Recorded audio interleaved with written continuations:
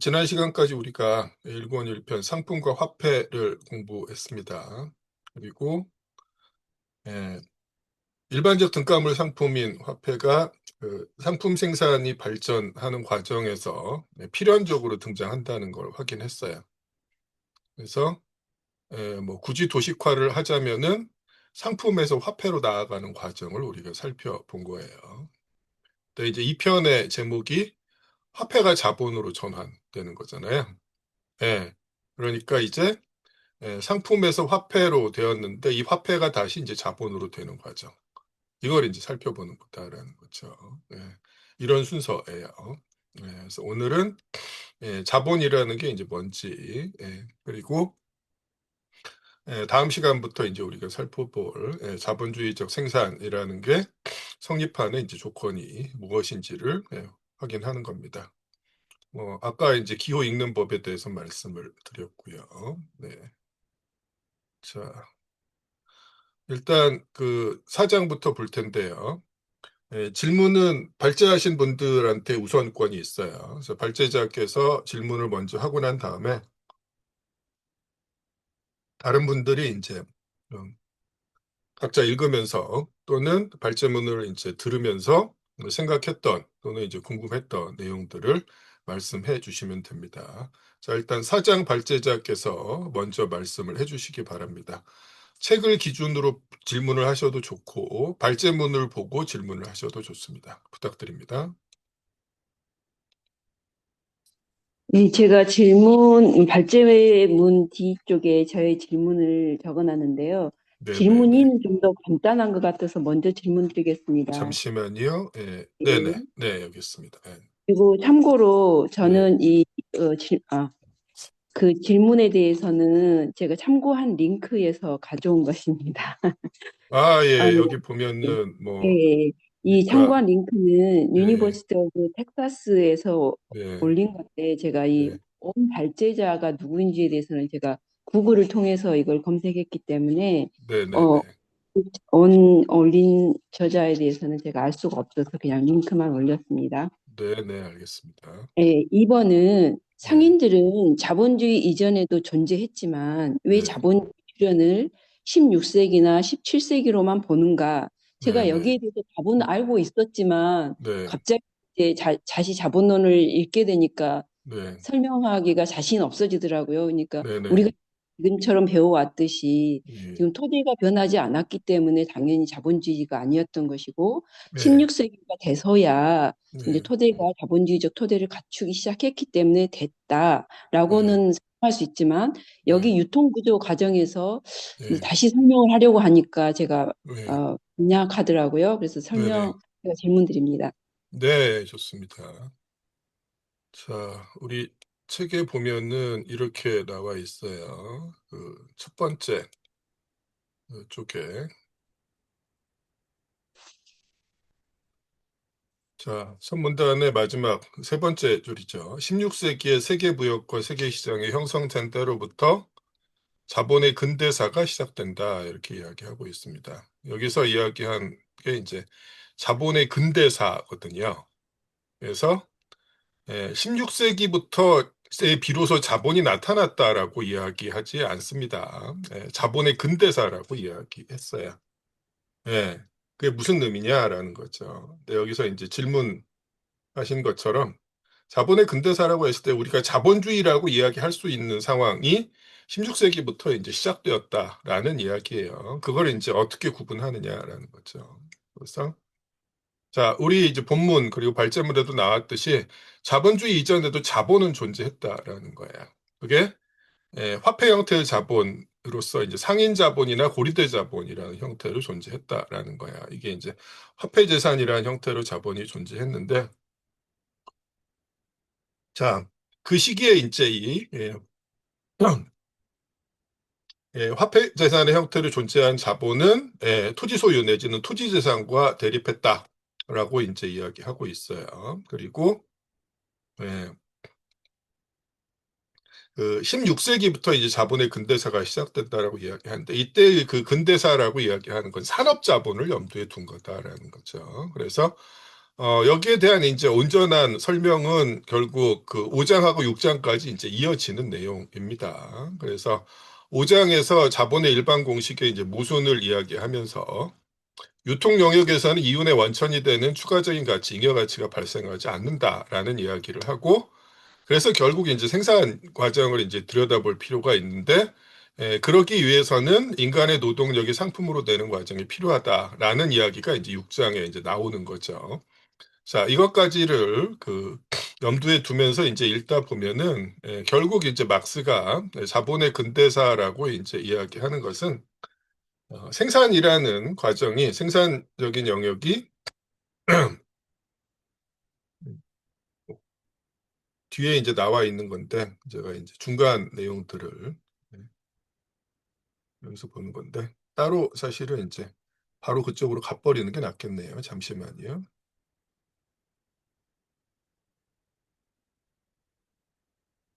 예, 그, 곧 이제 그 텍스트에 설명이 나왔습니다만, 자본이란 뭐냐라고 했을 때, 자기 증식하는 가치다라는 거예요. 그래서, 예, 설명을 저기, 뭐, 하면서 진행하는 게 뭐 좀 더 효율적이겠네요. 네, 그렇게 하겠습니다. 그게 차라리 나을 것 같아요. 네. 자, 우리가 이제 1권 1편 수준에서 단순 상품 유통이라는 상황을 상정을 했어요. 네, 그리고 2편에서 이제 등장한 게 자본의 일반 공식이었는데, 자, 단순 상품 유통 수준에서의 화폐와 자본의 일반 공식에서 등장하는 화폐는 무엇이 다른가라는 거죠. 자, 자본에 대한 규정이 4장에서 처음 나오죠. 자본이란 뭐다? 예, 자기 증식하는 가치다. 이게 이제 자본에 대한 가장 기초적이고, 본래적인 그런 규정 내지는 이제 정의입니다. 그래서 CMC에서의 M은 한 상품과 다른 상품, 한 사용 가치와 다른 사용 가치끼리의 이제 교환을 매개하는 역할을 합니다. 예, 딱 거기서 그친다라는 거죠. 근데 자본의 일반 공식 MCM 프라임에서의 이제 M은 최초의 M 자체가 애초부터 가치 증식을 목적으로 투하된 거다라는 거죠. 그랬을 때 1편 수준에서 CMC에서 M은 그냥 단순한 화폐이고 2편에서 M은 화폐이면서 동시에 화폐 자본이다. 이렇게 이야기할 수가 있습니다. 예. 이게 이제 자본에 대한 제일 큰 예, 규정이죠. 그래서 우리가 지난 시간에 그 성경책을 만들어 팔아서 화폐를 획득한 다음에 이 화폐로 위스키를 구매해서 소비해버리면 화폐가 쌓이지 않는다라는 걸 확인했고, 이 수준에선 이른바 이제 금욕의 복음을 실천하는 것밖에는 화폐 축적에 답이 없다라는 걸 이야기했어요. CM 다음에 MC를 하지 말아야 된다라는 거예요. 근데 그런 방식이 아니라 MCM 프라임이라는 방식을 취하면은 예, 예, 상품의 구매와 판매 과정에서 가치 증식이 일어난다라는 이야기예요. 그 이야기인데 어, 그걸 이제 사장에서 제시를 하고 있는 건데 질문하신 내용은 결국 뭐냐면 이제 자본과 자본주의를 구분할 필요가 있다라는 거예요. 근데 대단히 많은 사람들이 여기서 이제 혼동을 하거나 또는 이제 왜곡된 인식을 가지고 있습니다. 그리고 뭐 한국에서도 예외 없이 특히 이런 이제 혼동이 심합니다. 나름 그 지식인이라고 스스로 이제 자임하는 분들도 이걸 명확하게 구분하지 못하는 분들이 은근히 많아요. 그리고 실제로 나름 이제 그 막수주의 내지는 이제 막수주의 이론의 그 뭐 관련해서 이제 명성을 가지고 있는 지식인들이 이제 왜곡된 인식을 유포했기 때문이거든요. 뭐냐면은 이따가 말씀드릴 텐데 자 어, 결국 막스가 자본주의라고 규정하는 것은 생산이 자본주의적 방식, 즉 자본 임노동 관계에 의해서 이루어지는 상황이 지배적으로 되었을 때 그 사회를 자본주의라고 할 수 있다라는 거예요. 이게 자본주의에 대한 막스의 규정이거든요. 그래서 이런 시기 이전에 뭐 자본은 존재할 수가 있어요. 그래서 상인 자본, 고리대 자본 등등이 이제 존재할 수가 있습니다. 그래서 어, 싸게 사서 비싸게 파는 방식으로 예, 가치 증식을 하고 또는 이제 고리대 같은 방식으로 이자 노름을 해서 놀이를 해서 예, 가치를 증식하는 그런 형태의 자본이 존재할 수 있는데 예, 일부에서 사회 전체, 경제 전체 이제 일부에서 그런 자본이 출현하고 번성했다고 해서 예, 그것을 곧 자본주의라고 이야기할 수는 없다라는 거죠. 적어도 막스의 시각에서는 가장 중요한 게 뭐다? 예, 생산이 어떤 방식으로 예, 진행되느냐가 중요하다라는 거죠. 예, 그 얘기예요. 그래서 뭐 한국에서 이제 제일 널리 퍼져 있는 오해 중에 하나가 이른바 세계체계론의 이제 주장입니다. 보통 이제 세계체제론자들이 12세기, 13세기부터 자본주의 세계체제가 형성됐다. 이런 식으로 이야기를 합니다. 예. 그리고 이제 사실 그 근거가 예, 당시 이제 지중해 연안의 이제 무역 도시들에서 상인 자본이 번성을 했거든요. 네. 그리고 그게 이제 나름 원격지 무역으로까지 확장이 되면서 예, 이걸 이제 자본주의 세계체제라는 식으로 이야기하는 건데 애초에 그 이런 규정 자체가 자본주의를 이제 뭐라고 보느냐라고 했을 때 막스와는 다른 방식의 규정이다라는 거죠.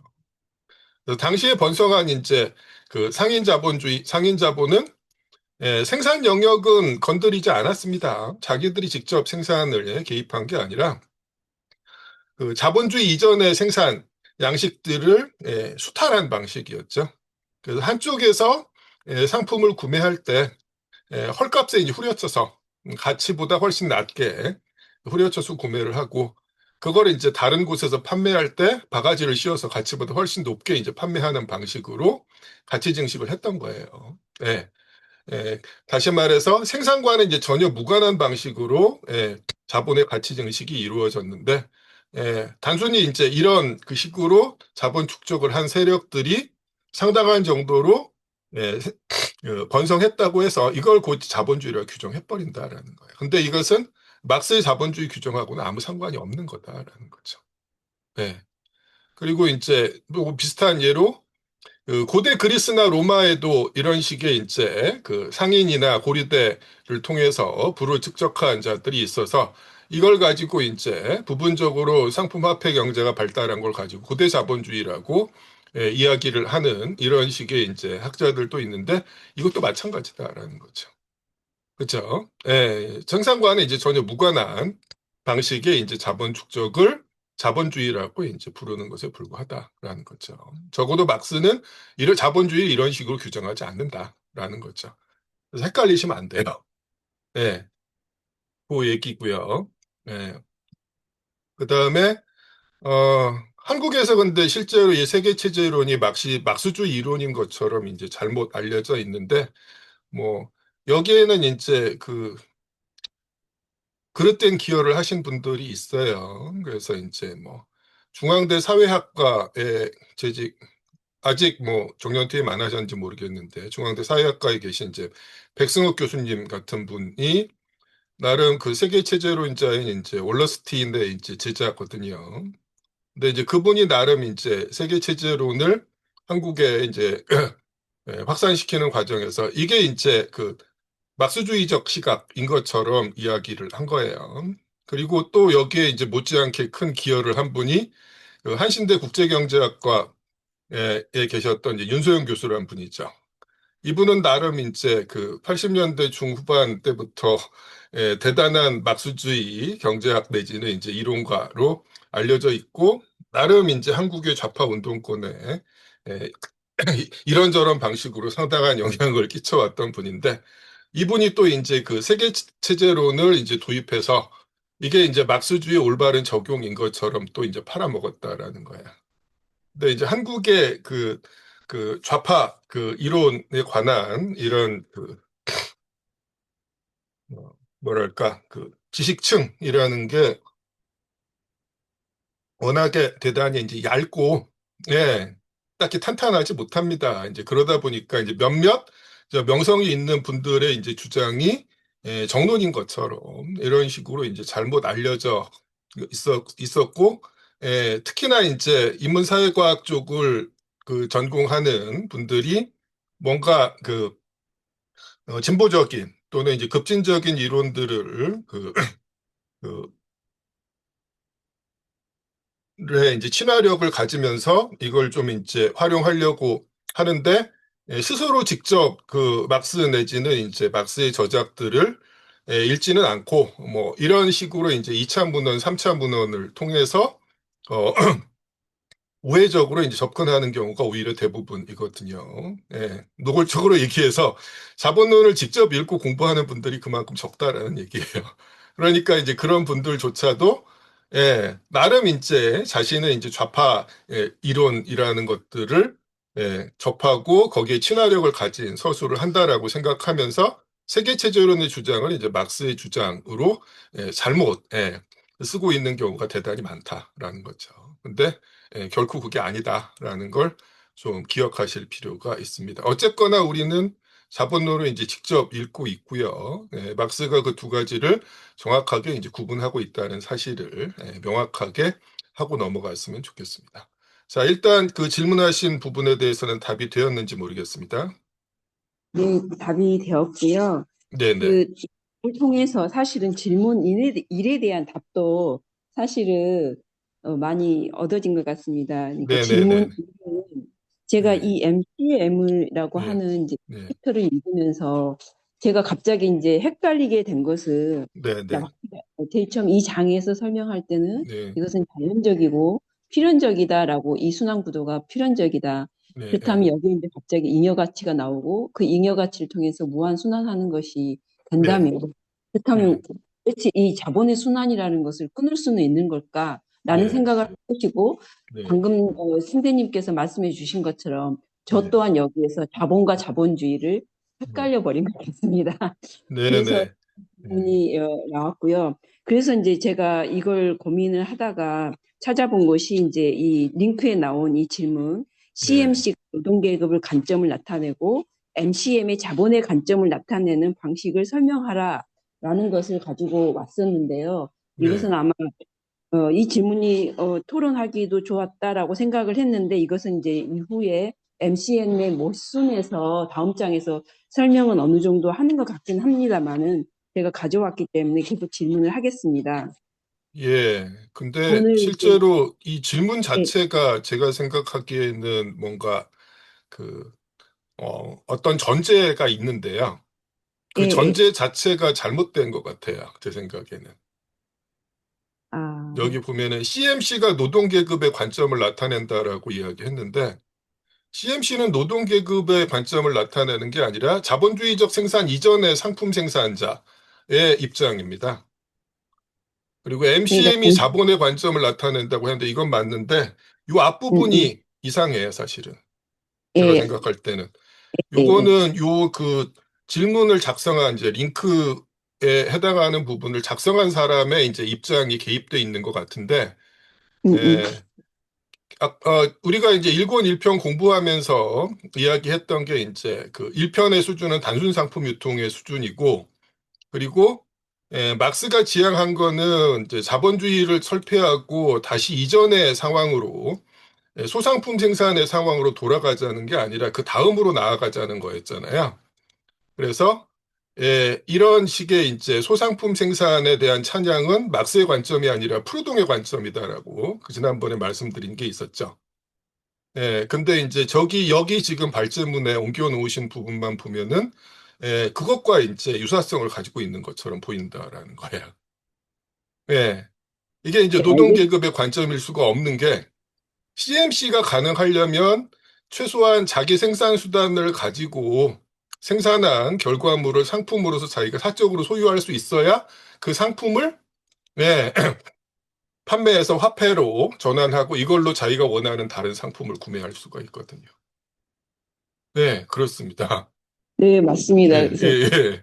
저는 듣고 그렇게 제가 읽혀요. 예, 예, 예, 제 뒤에 제가 이제 예, 예, 예, 그래서 제가 이제 이 예, MCM이 자본의 관점을 나타내는 방식이 무엇일까라고 제가 예, 고민을 해보다가 이제 제가 배웠던 교과서에서 네, 네, 이것을 어떤 자본 캐피탈을 음, 가지고 설명을 해야 될지 아니면 시장 작동 방식을 가지고 예. 설명해야 될지 제가 좀 고민을 하다가 이제 그 매크로 이코노믹스의 제 일장에 나오는 것들을 제가 했는데 그 사실은 아래에 나와 이것은 있는 얘기는 이거는 예, 그거잖아요. 이제 주류 경제, 부르주아 경제학의 논리잖아요. 예, 그것을 제가 예, 가져왔는데 예, 이제 2번에 대한 질문을 답을 하면서 사실은 이것이 조금은 상관이 없는 것이겠다라는 예. 생각을 그리고 합니다. 사실은 이런 식의 이제 부르주아 경제학의 논리도 우리가 이미 다 논파를 했죠. 즉, 여기서 보면 이제 개인스 프로 트레이드라고 이야기하는 게 그 얘기잖아요. 예, 분업의 결과물을 시장에서 교환하는 게 모두에게 이익이 되기 때문에 시장 경제가 성립하는 거다. 이 논리거든요, 결국에는.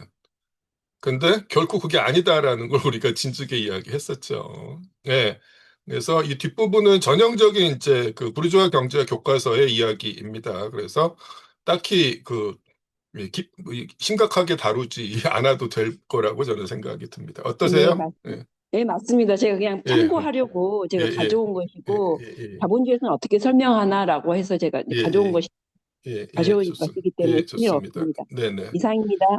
예, 그러면 사장에서 또 추가적인 질문 없으신가요? 예, 없으시면은 일단 발제자 질문은 이제 다 나온 것 같고요.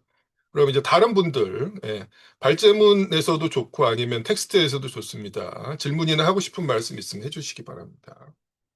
사장에서요.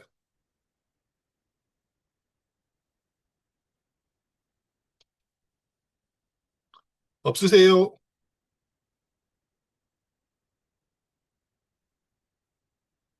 네, 없으시면 일단 제가 좀 핵심적으로 중요하다고 생각되는 부분을 이제 짚고 넘어갈 텐데요.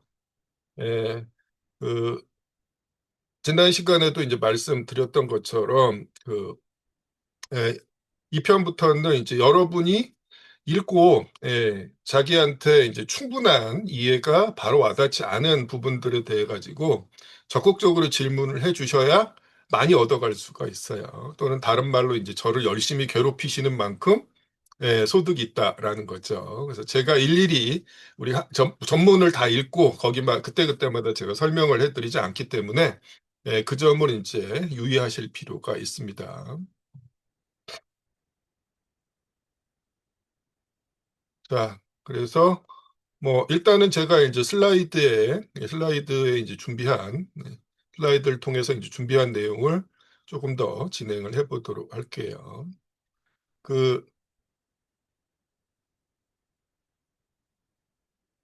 아까 이제 연장선이긴 한데요. 네, 그, 아, 아니네요. 지금 여기 이미 보니까 그 5장으로 이제 넘어와 있는 거네요. 보면은. 예. 예, 일단 슬라이드에는 이제 제가 사장에서 말씀드리고 싶은 내용은 이제 다 넘어간 것 같아요. 예. 자, CMC하고 MCM이 어떤 차이가 있는지, 어떤 의미가 있는지를 이걸 잘 구분하실 필요가 있습니다. 그래서 단순 상품 유통과 자본의 일반 공식이 어떻게 다른지, 단순히 순서만 다른 게 아니라 어떤 의미를 이제 다루고 있는지를 명확하게 기억하실 필요가 있어요. 그래서 예, 음,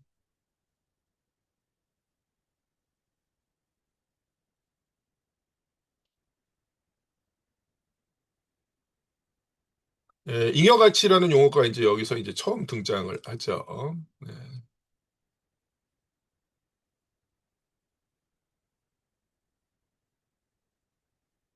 이게 이제 197쪽에 이제 잉여 가치라는 용어가 이제 처음 등장합니다. 이거 이제 기억하시기 바랍니다. 네.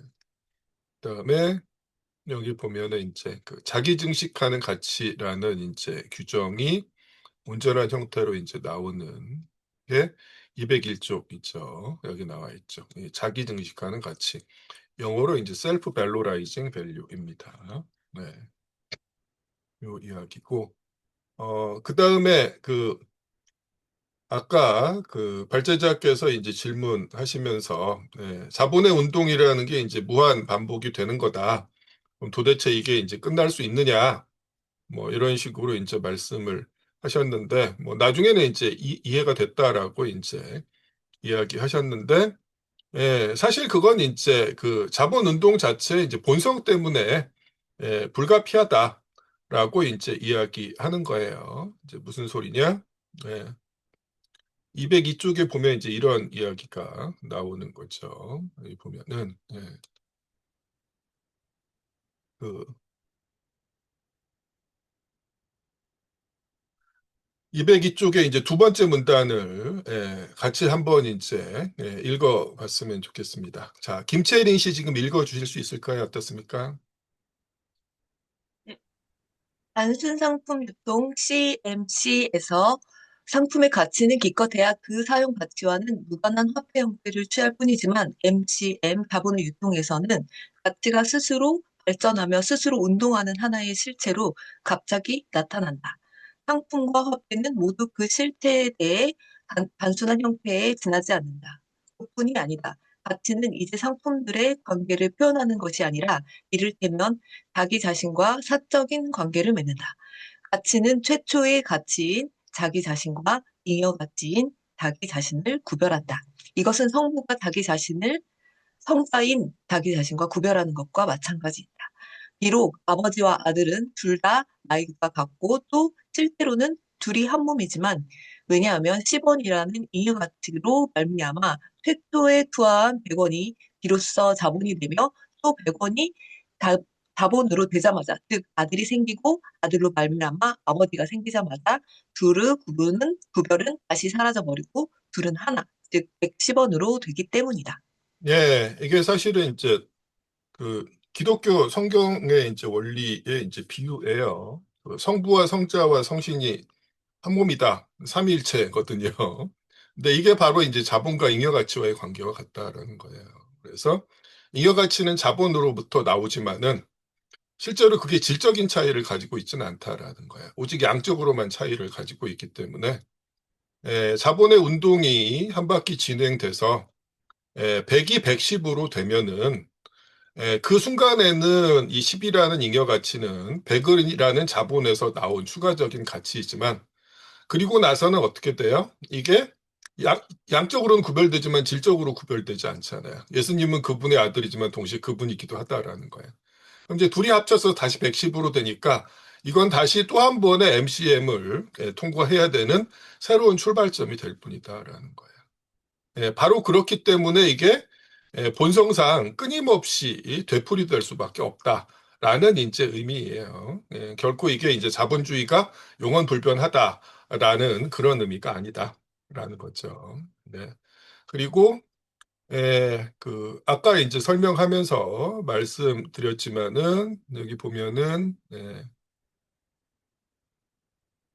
이런 이야기가 나오죠. 그 199쪽을 보시면은 199쪽에 보면은 그 자본가가 인격화한 자본이라는 얘기가 나와 있어요. 아래 보면 밑에서 두 번째 줄에 보면은 뭐 어, 부어체를 언급을 했었어요. 자본론의 이제 등장 인물들은 경제적 범죄 인격화다 이렇게 이야기합니다. 그래서 자본가의 목적은 이제 사용 가치가 아니라 끊임없는 이윤의 추구다라고 이제 이야기하는데 실제로 이게 이제 앞서 1편 수준에서의 그 부 또는 화폐의 축적과 어떻게 다른가가 이제 이야기를 하고 있어요. 자, 이 부분을 차현욱 씨가 읽어주시기 바랍니다. 여기서부터요.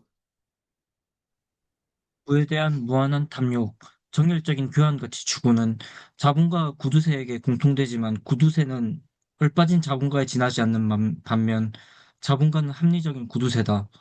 구두쇠는 화폐를 유통해서 끌어냄으로써 교환가치의 쉴 새 없는 증식을 추구하지만 더 영리한 자본가는 화폐를 끊임없이 유통에 투입함으로써 그것을 달성한다. 예, 단순 그렇습니다. 뭐 이 얘기예요, 결국에는.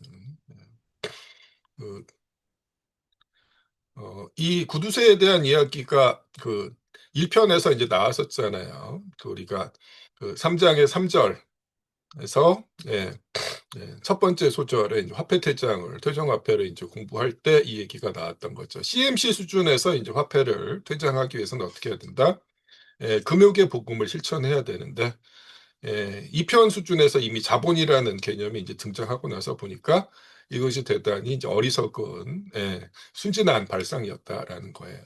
그 얘기를 하고 있습니다. 그래서 그 구두쇠는 얼빠진 자본가고 자본가야말로 합리적인 구두쇠다. 이런 식으로 요약을 하고 있습니다.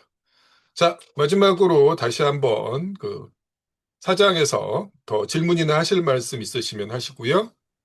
또 질문하고 싶은 게 있습니다. 네네, 좋습니다. 그 유통에 대해서 헷갈리는 부분이 있어가지고요. 네네. 그 오늘 수업을 제가 듣고 이야기로는 유통 과정에서는 잉여 가치를 생산하지 않고 그 잉여 가치의 발생의 중심엔 노동력이 있다고 이해했거든요. 네. 그러면 예를 들어서 어촌에서 생산을 100원에 구매해가지고 도심에 가가지고 이제 그걸 110원에다가 파는 거면 그걸 이제 생산의 영장이라고 봐야 되는 건가요? 그러니까 생산을 옮길 때 노동력이 필요하고 생산을 이제 저장할 냉장고가 필요하니까 그걸 노동력하고 생산수단이라고 봐가지고 이제 상품 생산이라고 봐야 되는 건지 예, 그걸 좀. 예, 알겠습니다. 지금 이제 두 가지 질문이 섞여 있는데, 하나는 이제 상업활동, 상품을 사고 파는 과정에서 잉여 가치가 발생하느냐라는 부분이 있고, 그 다음에 상품을 한 장소에서 다른 장소로 이제 운송하는 과정에서 추가적인 가치가 발생하느냐라는 건데요. 예, 그 단순히 상품을 사고 파는 과정에서는 추가적인 가치가 발생하지 않는다는 사실이 이제 5장에서 확인이 되죠. 근데 어, 그렇다고 이제 유통 영역에서 아무런 추가적인 가치도 만들어지지 않느냐라고 한다면 그건 아닙니다. 유통 영역에서 행해지지만 가치와 잉여 가치를 생산하는 생산적 활동이 존재하는데 그 부분에 대한 설명은 자본론에서는 어디서 나오냐면은 자본론 2권 1편의 6장에 나옵니다. 아직 이제 우리가 거기까지 안 갔다라는 거예요. 근데 그 정치경제학 입문 강의, 나중에 이제 그 서막 유튜브 채널에 있는 강의를 좀 살펴보시기 바랍니다. 가치와 가격 파트 2에서 상업 이윤 설명하는 과정에서 그 부분에 대한 설명이 이제 들어 있을 거예요. 일단 거기까지 말씀드리겠습니다. 예, 그래서 일단 지금 이제 우리가 하고 있는 것은 아직 자본주의적 생산까지 나가지도 않았어요. 자본주의적 생산에 들어가기 전에 예, 자본의 가치 증식을 위해서 이제 어떤 조건이 필요한지에 대한 이야기를 하고 있는 거예요. 그리고 예, 개별 자본가들이 그 상품을 사고 파는 과정에서 추가적인 가치를 획득할 수 있는 가능성을 부정하지는 않지만 사회 전체적인 수준에서 그게 이제 불가능하다는 사실을 일단 확인하고 넘어가는 게 이제 5장입니다. 답이 되었을까요? 예, 좋습니다. 자, 그러면 자연스럽게 5장으로 넘어갔네요. 자, 5장 발제자 질문해 주시기 바랍니다. 어, 뭐를 질문해야 될지 잘 모르겠는데, 발제문에 많이 써놓으신 것 같은데, 보니까. 일단은 그 고리대랑 상인자본을 언급한 의도나 맥락이 조금 더 이렇게 명확하게 설명을 듣고 싶거든요. 아, 고려대는 상인 자금을 언급한 맥락이라는 게 정확하게 어떤 부분이에요? 어, 그 뒷부분에 상인자본과 이전하는 자본이 파생적 형태라는 걸 알게 될 것이며 또 이와 동시에 어째서 이 두 형태가 역사적으로 자본의 근대적인 기본 형태보다 먼저 나타났는지를 알게 될 그게 것. 몇 쪽인지를 알려주셔야 됩니다. 아, 이게 이제 우리가 네, 그 공통 텍스트를 가지고 세미나를 할 때 네. 흔히 이제 간과하는 게 뭐냐면은 내가 보고 있는 부분을 다른 사람도 다 보고 있겠거니 생각하기 쉬운데 아, 네. 실제로 그렇지 않거든요. 그래서 항상 이제 질문을 하실 때는 네. 발제문이든 텍스트든 간에 몇 쪽이 어디쯤인가를 명확하게 그 공지를 해주셔야 돼요. 그래야 다른 사람들이 같이 따라서 공부를 할 수가 있어요. 네, 부탁합니다. 네, 217쪽의 두 번째 문단에서 나오는 네, 좋습니다. 네, 부분입니다. 217쪽의 두 번째 문단이에요. 예, 네, 좋습니다. 여기 이 얘기죠. 그죠? 네. 네. 자, 우리 연구 과정에서 상인 자본과 이자 낳는 자본이 파생적 형태라는 걸 알게 될 거다. 이와 동시에 어때서 이 두 형태가 역사적으로 자본의 근대적인 기본 형태보다도 먼저 나타난지를 알게 될 거다. 이렇게 얘기하고 있는데, 예, 사실 이것도 참 제가 드릴 수 있는 말씀이 뭐냐면은, 막스가 지금 3권 초고까지 다 써놓은 상태에서 하고 있는, 그래서 이렇게 이야기하고 있다라는 거예요. 자, 상인 자본과 이자 낳는 자본에 대한 분석은 자본론 3권 4편하고 3권 5편에서 나옵니다. 한참 뒤에요. 그래서 막스 지는 답이 있어요. 그러니까 이렇게 이야기하고 있습니다. 결국 뭐냐면은 생산 과정에서 잉여가치가 어떻게 만들어진지를 우리가 알고 난 다음에 그렇게 만들어진 잉여가치가 지배계급의 서로 다른 분파들에게 어떻게 나누어지는지를 설명하는 과정에 대한 분석이 3권에서 진행이 되거든요. 그러면서 이제 상인 자본과 이자 낳는 자본을 설명하게 돼요. 그런 의미에서 파생적 형태다라는 거죠. 아, 그러면 근데 5장 예, 안에서는 이해하기 어려운 게 맞는 건가요? 예, 당연하죠. 예. 그래서 이제 앞으로 알게 될 거다라고 얘기했으면 여기 없다라는 얘기입니다. 아, 예, 예. 그러니까 당연히 그렇고요. 근데 이제 역사적으로는 그 산업자본, 생산적인 영역에서 잉여가치를 만들어내는 산업자본이 생겨나기 전에 상인자본과 이자 낳는 자본, 고리대 자본이 등장했었죠. 왜 그러는지도 알게 될 거다라고 이야기하는데 실제로 자본론 3권 4편의 제일 마지막 장 20장하고 3권 5편의 제일 마지막 장 그 36장에 이 상인 자본과 이자 낳는 자본에 대한 역사적인 그 설명이 등장합니다. 그래서 이제 상인 자본과 고려대 자본이 역사적으로 어떤 위치에 있고, 그게 이제 오늘날 자본주의적 생산이 이제 발전하는 과정에서 어떻게 파생적인 형태로 되는지, 이런 과정에 대한 설명이 그때 나와요.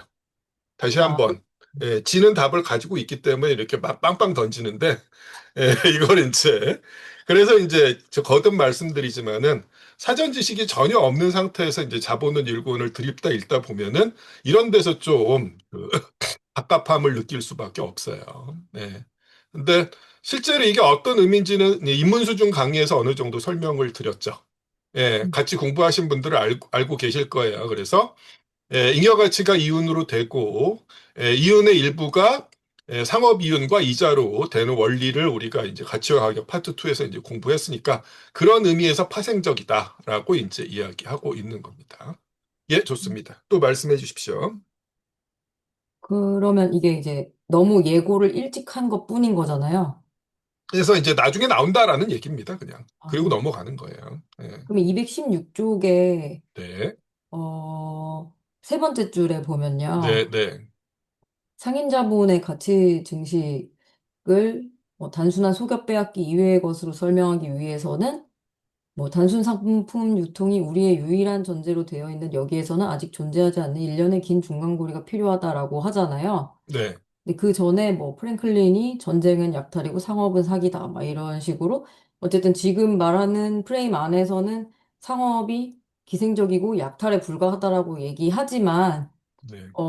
우리가 제3권, 제4편을 참조하게 된다면 이것도 설명할 수 있는 어떤 중간고리가 있기는 한 거예요? 네, 당연하죠. 아, 네, 그 인문 강의 들으셨으면 이제 알고 계시는 내용입니다. 즉, 산업자본과 희화의 노동자들이 생산한 잉여가치가 어떤 메커니즘을 통해서 상업자본가에게 이제 분배되는가. 그 내용이에요, 결국에는. 그 설명이 3권 4편에 있는 거예요. 근데 음, 자본론의 이제 전체 구조에서는 아직 갈 길이 멀기 때문에 일련의 중간고리가 필요하다. 그냥 이렇게 이야기하고 있는 겁니다. 예, 어, 이것도 같은 맥락이에요. 제가 예, 궁금한 거는 네, 주로 네, 표현이 저한테 제 네, 언어랑 좀 맞지 않아서 헷갈리는 거가 항상 네, 궁금한 것 네, 같거든요. 그래서 또 하나는 그 아리스토텔레스 216페이지 아래쪽에 아리스토텔레스의 말 중에요. 이거를 비난하잖아요. 고리대를요. 화식술이랑 고리대를 미움받는 게 당연하다 이렇게 비난을 하는데 그 이유가 원래 화폐의 목적으로 이제 쓰이고 있지 않기 때문에 화폐가 그거를 이제 비난하는데 꼭 화폐가 원래 목적으로 쓰일 필요는 없지 않나요? 자, 그래서 사실은 이제 그 막스 이전에 그 이자 내지는 이제 고리대에 대한 이제 공격이라는 게 한편에서 이제 도덕적인 성격을 띠고 있으면서 이제 동시에 한계를 가질 수밖에 없다라는 거죠. 왜? 예, 실제로 뭐 이자라는 건 화폐 소유자가 아무것도 하지 않으면서 단순히 화폐를 일정 기간 동안 빌려줬다는 것만으로 타인이 생산한 가치 일부를 무상으로 취득하는 거잖아요. 예. 예, 그게 이제 부당하다고 이제 이야기하는 것뿐이에요. 아, 근데 그냥 그 예, 시대의 도덕에서 예, 봤을 딱 그 때. 수준입니다. 그건 이제 뭐 아리스토텔레스뿐만 아니라 이제 중세까지도 그렇고 음, 오늘날에도 그렇게 생각하는 분들이 있어요. 그렇죠? 예. 네. 근데 사실은 이제 자본주의적 생산에서는 화폐가 이제 자본으로 되고 그게 이제 가치 증식의 수단으로 된다는 걸 이제 이해하면은 이 이자라는 게 이제 어떻게 출현하는지를 알 수가 있는 거죠. 근데 아, 물론 이제 자본주의적 생산이 발전하기 이전에서 이자는 어떻게 나왔겠어요? 자본주의 이전에 생산자들을 수탈하는 방식으로 나왔겠죠. 음, 그 얘기입니다. 그래서 예, 상업주차도 이제 그 거래 상대방을 수탈하는 방식이었고요. 가치보다 훨씬 낮춰서 구매하거나 가치보다 훨씬 높게 판대하는 방식. 그다음에 이제 고리대 같은 경우는 어, 당장 화폐가 이제 없는 사람들의 처지를 이용해서 그들이 이제 실제로 생산한 것보다 훨씬 더, 이 화폐로 빌려준 것보다, 이제, 형태로 빌려준 가치보다 훨씬 더 큰 가치를, 나중에 이제 빼앗는 이제 근거가 됐기 때문에 이제 그런 거죠. 음, 여기서도 결국 이제 더 풍부한 설명은 3권에 나온다. 이렇게 말씀드릴 수밖에 없어요. 네, 아, 예, 예, 마지막으로 예. 뭐 제가 아까 짐작한 게 맞을 것 같기는 한데 네, 그래도 네, 예, 정리된 설명이 있으면 좋을 것 같아서요. 네, 그 218쪽에 그 두 번째 네, 문단에서요. 네, 네, 좀 상징적인 문장인 것 같은데 자본은 네, 유통에서 생길 수도 없고 유통의 외부에서 생길 수도 없다. 하지만 자본은 유통에서 생겨야 하는 동시에 유통의 외부에서 생겨야 한다. 이 말이 저는 네, 좀 그냥 다음 장으로 넘어가기 전에 어떤 네, 연출 정도로 느껴졌는데 뭐 그게 전부는 또 아닐 테니까 예. 예, 이거를 좀 더 설명을 듣고 싶습니다. 네, 좋습니다. 사실 이제 핵심적인 질문을 하셨는데, 이게 사실은 이 문장 이전까지의 이제 5장 전체를 요약하고 있어요. 이제 무슨 소리냐? 음, 어, 그, 발제를 충실히 해주셨기 때문에 제가 일일이 다 반복하지는 않겠지만은, 전체적으로 이제 보면은, 자, 5장의 제목이 자본의 일반 공식의 모순인데, 아직 우리는 뭐 노동력이 상품으로 된다거나 생산 과정을 들여다본다거나 이제 이런 거 하지 않고 있기 때문에 MCM 프라임은 CMC에서 딱 뭐만 바뀌어서 순서만 바뀐 거다라는 거죠. 네, 그러면서 이제 여전히 단순 상품 유통 수준에 머물러 있다라는 거죠. 그런 네, 측면에서 보면은 그 네, 얘기를 하면서 막스가 205쪽에 이제 그 밑에서 이제 두 번째 문단, 네, 예, 마지막 문장에서 단순 상품 유통이 가치 증식을 허용하는 거, 허용하지 않는가를 살펴보자. 라고 시작하면서 네, 상품의 구매와 판매, 즉 유통 과정이 예, 추가적인 가치를 만들어낼 수 있는가라는 걸 하나하나 검토를 합니다. 네, 네, 그죠? 예, 네, 그게 이제 오늘 발제하신 내용의 대부분이죠. 그래서 네, 처음에 이야기하고 있는 건 뭐냐면은 상품의 교환이 그 교환 당사자들에게 사용 가치라는 측면에서는 이득을 주지만 그렇다라고 해서 교환 가치를 늘려주는 건 아니다라는 사실을 이제 이야기를 하고 있는 거죠. 네, 그 얘기를 하고 있고요. 그 다음에 이제 그래서 사실은 이제 그 구매와 판매로부터 잉여 가치가 생겨난다는 건 결국 사용 가치와 교환 가치를 혼동하기 때문이다. 이런 식으로 이야기를 하고 있죠. 네, 근데 사실은 이런 식의 사고 방식은 오늘날에도 팽배합니다. 그리고 주류 경제학, 부르주아 경제학이 우리한테 이제 설명하는 방식 중에 하나예요. 그런 의미에서 뭐다? 그 209쪽에 보면은 마지막에 인용문에 보면은 예, 그 상업이 잉여가치 원천이다라고 이야기하면 상업은 엄밀히 말해 생산행위다 이런 식의 논리다라는 거예요.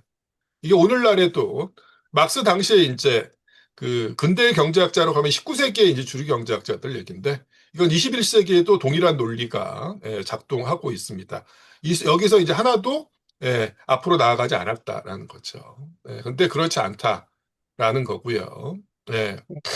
자, 그래서 이른바 이제 등가 교환을 통해서는 잉여 가치가 만들어지는 게 이제 불가능하다라는 걸 확실히 하고 나서 210쪽에서 이제 두 번째 문단부터 살펴보고 있는 거는 그러면 이제 등가 교환이 아니라고 가정을 해보자. 라고 이제 해서 또 한참 이야기를 하는데 그래봤자 결론은 어때요? 결국 한쪽의 이득이 다른 한쪽의 손실로 되기 때문에 이것도 꽝이다라고 이야기하는 거죠. 네. 그렇습니다. 결국 그렇게 되는 거예요. 자, 그래서 이제 결국 이야기하고 있는 거는 214쪽에 이제 그 마지막 문장에 나와 있죠. 아무리 말을 이리저리 돌려서 하더라도 결과는 마찬가지다라는 거예요. 자, 등가물끼리의 교환은 아무런 잉여가치도 발생하지 않고, 등가물이 아닌 상품들끼리의 교환도 역시 마찬가지다. 상품 교환은 아무런 가치도 창조하지 않는다. 라는 이야기입니다. 이게 일단 결론이다라는 거예요. 그 얘기입니다.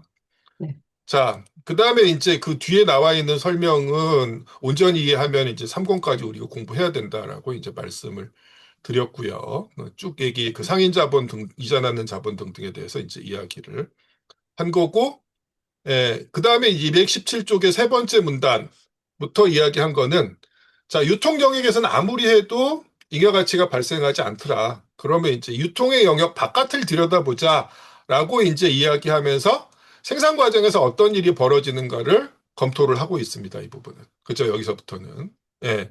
근데 여기서 이제 확인되는 거는 생산 과정에서 새로운 가치가 만들어진다라는 사실에 대한 확인이에요. 그죠? 네. 여기서는. 근데 그렇다라고 해서 이게 가치 증식을 보장하는 건 아니죠. 네. 그잖아요. 그래서 네. 이렇게 이야기합니다. 밑에서 세 번째 줄에. 상품 소유자는 자기의 노동으로 가치를 창조할 수 있지만 자기 증식하는 가치, 자본을 창조할 수는 없다라는 거예요. 그래서 현존의 가치에 새로운 노동, 새로운 가치를 첨가함으로써 자기 상품의 가치를 증가시킬 수는 있지만 그렇다라고 해서 이걸 잉여가치라고 이야기할 수는 없다라는 거예요. 그러니까 어떻게 돼요? 자연스러운 결론이 방금 질문하신 부분의 첫 번째 문장입니다. 자본은 유통에 생길 수도 없고 또 유통의 외부에 생길 수도 없습니다. 그죠? 네. 이게 이제 앞서의 내용을 한 줄로 요약한 거예요. 네. 그리고 그 다음 두 번째 문장은 네. 유통에서 생겨하는 동시에 유통 외부에 생겨한다. 말장난처럼 보이지만 사실은 첫 번째 문장하고 두 번째 문장은 정확하게 논리적으로 동치입니다. 이른바 대우명제입니다. 역이 대우 이런 거 이제 뭐 학교 다닐 때 배우셨을 수도 있고 아닐 수도 있는데 복잡하게 생각할 필요 없어요. 자, 자본은 유통에서 생길 수가 없잖아요. 네. 그러니까 유통에 생길 수가 없으니까 유통 외부에서 생길 수밖에 없잖아요. 아, 그죠? 그리고 네. 유통의 외부에서 생길 수도 없으니까 유통에서 생길 수밖에 없잖아요. 그죠? 그래서 네네. 첫 번째 문장을 가지고 이제 괜히 이제 말을 비틀어 쓴 것처럼 보이지만 첫 번째 문장과 그 다음 문장은 정확하게 논리적으로 동치인 문장이다라는 거예요. 이렇게 될 수밖에 없다라는 거예요. 근데 그렇다고 해서 문제가 해결된 건 아니죠. 네. 어떻게 이게 가능한데라는 건데 네네. 답은 여기서 안 나오고 질문만 던져놓고 있는 거예요. 아, 그 조금 얘기입니다. 수사적인 표현인 거긴 하네요. 그렇습니다. 근데 어떻게나 그래서 이제 지금까지 이야기한 것들을 정리하고 있는 거죠. 우리가 어떤 문제를 풀어야 되느냐라는 얘기를 하고 있는 거예요. 아, 이렇게 해서. 그래서 여기서부터 이제 읽어주세요, 이제. 네. 제가요? 네네. 밑에 세 번째 줄부터요. 화폐가 자본으로 전환하는 것은 마땅히 상품 교환을 규정하는 법칙의 토대 위에서 전개되어야 할 것이며, 따라서 등가물끼리의 교환이 당연히 출발점으로 되어야 할 것이다. 아직까지는 애벌레 형태의 자본가에 불과한 화폐 소유자는 상품을 그 가치대로 사서 그 가치대로 팔아야 하는데, 그러면서도 과정의 끝에 가서는 자기가 처음 유통에 던져 넣은 것보다 더 많은 가치를 유통에서 끌어내지 않으면 안 된다. 자, 이 조건을 준수해야 된다. 음, 어떻게 할 거냐라는 이야기입니다. 네. 음, 그래서 등가 교환의 원칙을 위반하면 안 된다라는 이야기를 하는 겁니다. 음. 관련해서 이제 그 각주 24번에 이제 그 부연 설명이 있어요. 이것도 마저 읽어주시기 바랍니다. 이상의 설명을 통해 독자는 이 말의 의미가 무엇인가를 이해할 수 있을 것이다. 그것은 상품의 가격과 가치가 동일한 경우에도 자본의 형성이 가능해야 한다는 것이다. 왜냐하면 자본의 형성을 가격과 가치 사이의 편차에 의해 설명할 수는 없기 때문이다. 만약 가격들이 현실적으로 가치들과 다르다면 먼저 가격을 가치로 환원해야 한다. 다시 말해 그 편차를 우연적인 것으로 무시해야 한다. 이렇게 하는 것은 상품 교환의 토대 위에서 자본의 형성이라는 현상을 순수한 형태로 고찰하기 위한 것이며, 그리고 이 고찰 과정의 진행과는 관계가 없는 교란적이고 부차적인 사정들이 개입하는 것을 막기 위한 것이다. 예, 일단 여기까지입니다. 자, 이미 우리가 1권 1편 수준에서 3장 1절에서 가치는 가격으로 표현되지만 가격의 가치를 있는 그대로 표현하려는 보장이 없다. 네. 가치량과 가격이 양적으로 괴리할 수 있는 가능성을 이미 막스가 언급했어요. 근데 그걸로 자본을 설명하려고 하면 안 된다라는 겁니다. 그 음, 얘기를 하는 거예요. 그래서 가치와 가격 사이에 이제 괴리를 일단 배제하고 설명해야 된다라는 거예요. 왜 우리는 이제 본질을 알려고 하는 거기 때문에 네. 예, 예, 그것들을 이제 교란하는 부차적인 사장들의 개입을 일단 배제할 필요가 있다. 이렇게 지금 이야기하는 거예요. 음, 물론 그렇다고 해서 이런 양적 괴리에 대한 이야기를 아예 안 하겠다는 얘기는 아니에요. 나중에 할 건데 그건 네. 지금 우리가 신경 쓸 필요가 없다라고 이제 이야기합니다. 예, 마저 읽어주세요. 더욱이부터요. 더욱이 우리는 이런 환원이 단순히 과학적인 조사 과정에서만 일어나는 것이 아니라는 것을 알고 있다. 사실상 시장 가격의 끊임없는 변동, 그 상승과 하락은 서로 보충하고 서로 상쇄하여 시장 가격을 자기의 내적 규제자인 평균 가격으로 환원하고 있다. 이 평균 가격은 비교적 긴 시간이 걸리는 모든 사업에서 상인이나 제조업자를 인도하는 별이다. 비교적 긴 기간을 전체적으로 고찰해 보면 상품들은 평균 가격 이하나 이상으로가 아니라 바로 평균 가격으로 판매된다는 것을 제조업자는 알고 있다. 그러므로 만약 그가 공평무사하게 생각한다면 그는 자본 형성의 문제를 다음과 같이 제기할 것이다. 가격이 평균 가격에 의해, 즉 결국은 상품 가치에 의해 규제되는 경우 어떻게 자본이 발생할 수 있는가? 내가 여기서 결국은 이라고 말하는 이유는 평균 가격은 스미스, 리카도 등의 생각과는 달리 직접적으로 상품의 가치와 일치하지는 않기 때문이다. 네, 또 여기까지 읽으면 또 이제 헷갈리게 되는데 뭔 소리야 싶을 텐데 여기 또 역자주가 나와 있죠. 3권 2편을 참조하라 이렇게 이야기하고 있는데 자, 일단 이제 평균 가격과 관련해서는 우리가 이제 뭐 수요와 공급이 작용해서 끊임없이 시장 가격이 변동하지만 장기적으로 봤을 때 이제 평균 가격 수준으로 수렴할 거다 이런 정도 얘기인데 근데 그 평균 가격이 직접적으로 가치하고 일치하느냐 그것도 아니다라는 거예요. 예. 사실은 이 시장 가격이 수렴하는 변동의 중심은 생산 가격이죠. 근데 생산 가격이라는 개념은 자본론 3권 2편에는 나온다라는 얘기예요. 이것도 역시 이제 입문 강의 시간에 우리가 공부했던 내용인데, 근데 네. 생산 가격 설명하려면 평균 이윤율이라는 걸 알아야 되고, 평균 이윤율 설명하려면 일단 이윤의 실체가 잉여가치라는 것부터 알아야 되잖아요. 어떻게 네. 나오는지. 네. 거기까지 가려면 아직 멀었기 때문에 이제 이렇게 또 이야기하고 있는 거다라는 거죠. 아, 예, 네. 그런 스토리입니다. 그런 내용이에요. 자, 그 다음에 이제 제일 마지막입니다. 이제 다 된 것 같은데. 네. 그래서 제일 마지막에 이제 다시 이야기하죠. 자, 화폐 음, 소유자가 자본가를 되려면 반드시 유통 영역에서 일어나야 하며 또 그러면서도 유통 영역에서 일어나서는 안 된다. 이게 이제 아까 질문하신 내용의 반복인데. 근데 어쨌거나 여기가 바로 로드수소입니다. 여기서 띄워보라라고 이제 이야기하고 있는 거예요. 이건 뭔 소린가요? 이소부화에서 보신 적 있으신가요? 어떻습니까? 아니요, 처음 네. 보는데요. 네. 제가 어렸을 때만 해도 이소부화를 이제 많이들 읽었던 것 같은데 요즘에는 훨씬 더 재밌는 텍스트들이 많은지 갈수록 이제 공부하시는 분들이 이제 이소부화를 잘 모르시더라고요. 뭐 근데 여기 이제 아까 밑에 이제 간략한 역자주가 나와 있는데 대충 네. 이런 얘기예요. 어, 허풍선이 간 사람이 있습니다. 네, 과장이 대단히 심한 사람이 있는데 네. 맨날 이제 자기 잘났다고 떠들어대는데 믿을 수가 없어요. 예, 그런 사람인데, 아, 예, 그 사람이 이제 하루는 또 여러 사람이 모여 있을 때 자기가 로두스 섬이라는 곳에서 엄청나게 큰 강을 한달음에 뛰어넘었다라고 이제 땅이 꺼지게 자랑을 하고 있습니다. 네. 근데 사람들은 이제 다 또, 야, 쟤 또 허풍 떤다라고 이제 상대를 안 하려고 하는데 그 같이 모였던 사람 중에 한 사람이 평소에 그 허풍선이를 대단히 못마땅하게 생각하던 사람이 있었다라는 거야. 그래서 이번에도 혼 좀 나봐라 하면서 네. 맞장구를 쳐주는 거예요. 아, 그랬어? 너 정말 대단하다. 뭐 이런 식으로 그렇게 그 축혀 올려 세워주는 척 하면서 사실은 이제 어떤 제안을 하냐면은 야, 음, 근데 네가 그 로드섬에서 엄청나게 큰 강을 뛰어넘었다는 게 정말 대단한데 어, 물론 나는 네 말을 믿지만, 예, 여기 있는 모든 사람들이 네 말을 그 받아들이기 위해서는, 시범이 좀 필요하다라는 거예요. 그래서 음, 마침 요 앞에 보니까 네가 로드섬에서 뛰어넘었다고 하는 그 강보다는 훨씬 폭이 좁지만 조그만 개울이 하나 있다라는 거예요. 네가 이걸 지금 우리 앞에서 한 번에 이제 뛰어넘는 걸 보여주면 네가 로드섬에서 그런 업적을 달성했다는 걸 우리 모두 믿을 수 있을 것 같다. 라고 제안을 합니다. 자, 그럼 그 음, 허풍선이의 반응은 당연히 당황, 못하죠. 거짓말이니까. 네. 예, 그래서 이제, 아, 내가 그 로드섬에서 뛰어넘었다니까. 이렇게 하고 피해가려고 하는데, 아, 그러지 말고 여기가 로드섬이라고 생각하고 한번 시범 보여주세요. 아, 내가 로드섬에서 했다니까.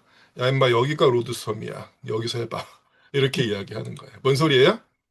지금 우리가 5장에서 4장에서 이제 자본이 뭐고 자본의 일반 공식이 뭔지 알았는데 그게 이제 가치 증식이라는 게 현재까지 우리가 알고 있는 수준에서는 불가능하다는 난관에 지금 직면했다라는 거야. 그럼 어떡할 거냐? 이걸 이제 도망치지 말고 로드섬으로 실제로 존재하지 않는 어딘가로 이제 회피하려고 하지 말고 이 문제에 직시해서 정면 대결을 해서 이걸 돌파를 해야 된다. 이런 의미로 이 문장을 인용을 하고 있는 겁니다. 대충 아, 네. 이런 맥락이죠. 이해했습니다. 네. 예. 예. 자, 여기까지가 5장입니다. 자, 다른 분들 다시 질문이나 하고 싶은 말씀 있으면 해주세요.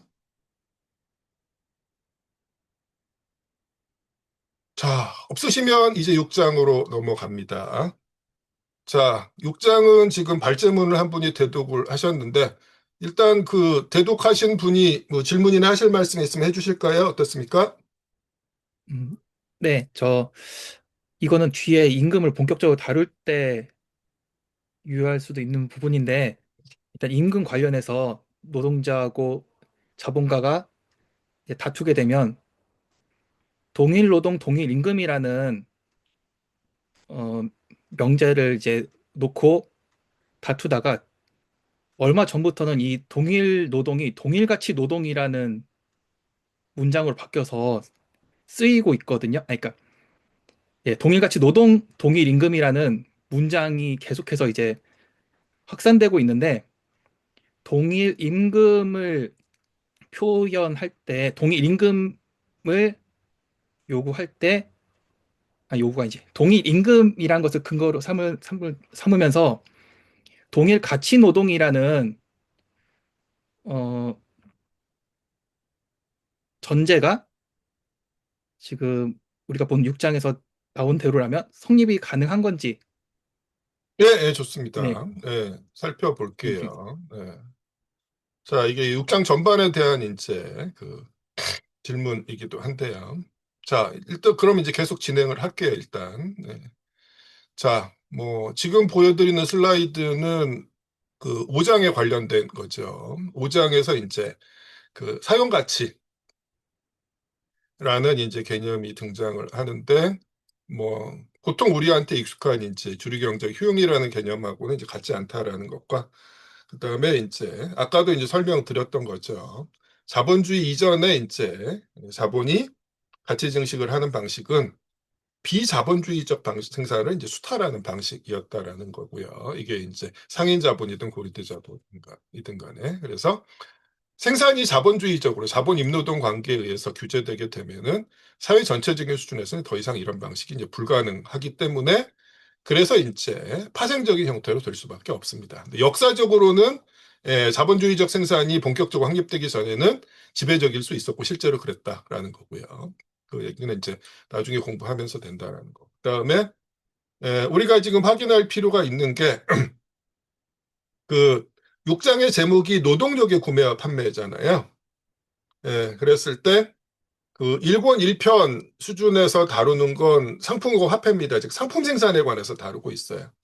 근데 상품 생산에 대해서 알았다고 해서 자본주의적 생산을 아는 건 아니다라는 거죠. 그래서 뭐 1편에서도 나왔고 막스가 여기서도 강조하고 있는 것처럼 상품 생산, 상품 유통은 자본주의적 생산보다 훨씬 오래 전부터 생겨났고 존재했다라는 거예요.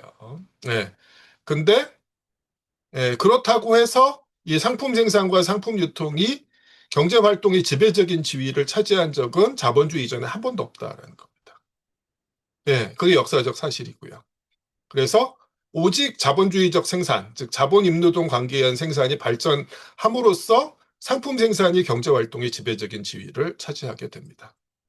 이게 역사적인 사실이에요. 그래서 자본주의를 다른 말로 뭐라고도 부르냐면은 일반화된 상품 생산 사회다라고 이제 이야기합니다. 상품 생산이 일반화되고 지배적인 사회. 이게 이제 유일하게 그런 사회다라는 거예요.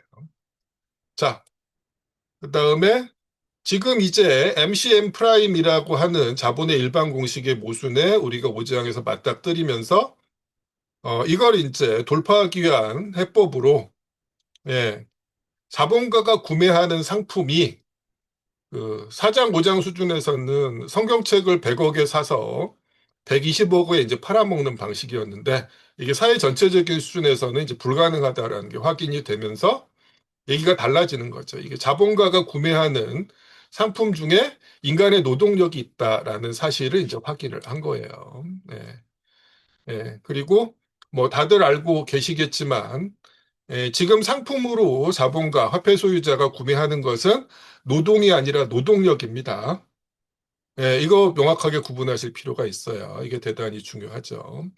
그 다음에 실제로 노동력이 상품으로 되기 위해서는 어떤 조건이 필요하다? 이른바 이중의 의미에서 자유로운 존재가 필요하다. 이렇게 이야기하죠. 그 얘기가 어디 나와 있습니까? 자, 여기 나와 있죠. 223쪽에 나와 있어요.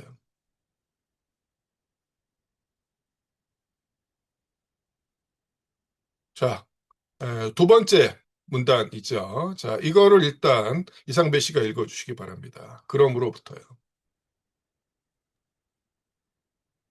그러므로 화폐가 자본으로 전환하기 위해서는 화폐 소유자는 상품 시장에서 자유로운 노동자를 발견하지 않으면 안 된다. 여기에서 자유롭다는 것은 이중의 의미를 가진다.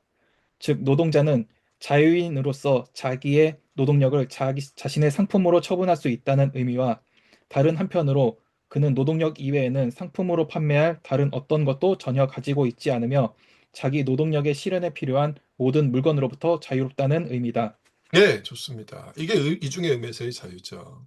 그래서 신분적으로 자유로울 필요가 있다라는 거죠. 자기 노동력을 상품으로 판매할 수 있으려면은 예속돼 있는 존재여서는 안 된다라는 이야기예요. 그래서 자유인이어야 한다라는 이야기입니다. 그리고 동시에 그런 자유만 있어서 되는 게 아니라 어떤 자유도 필요하다? 생산수단으로부터도 자유로워야 된다라는 거죠. 내가 아무리 노동력을 가지고 있다고 하더라도 인간이 무에서 유를 창조할 수는 없잖아요.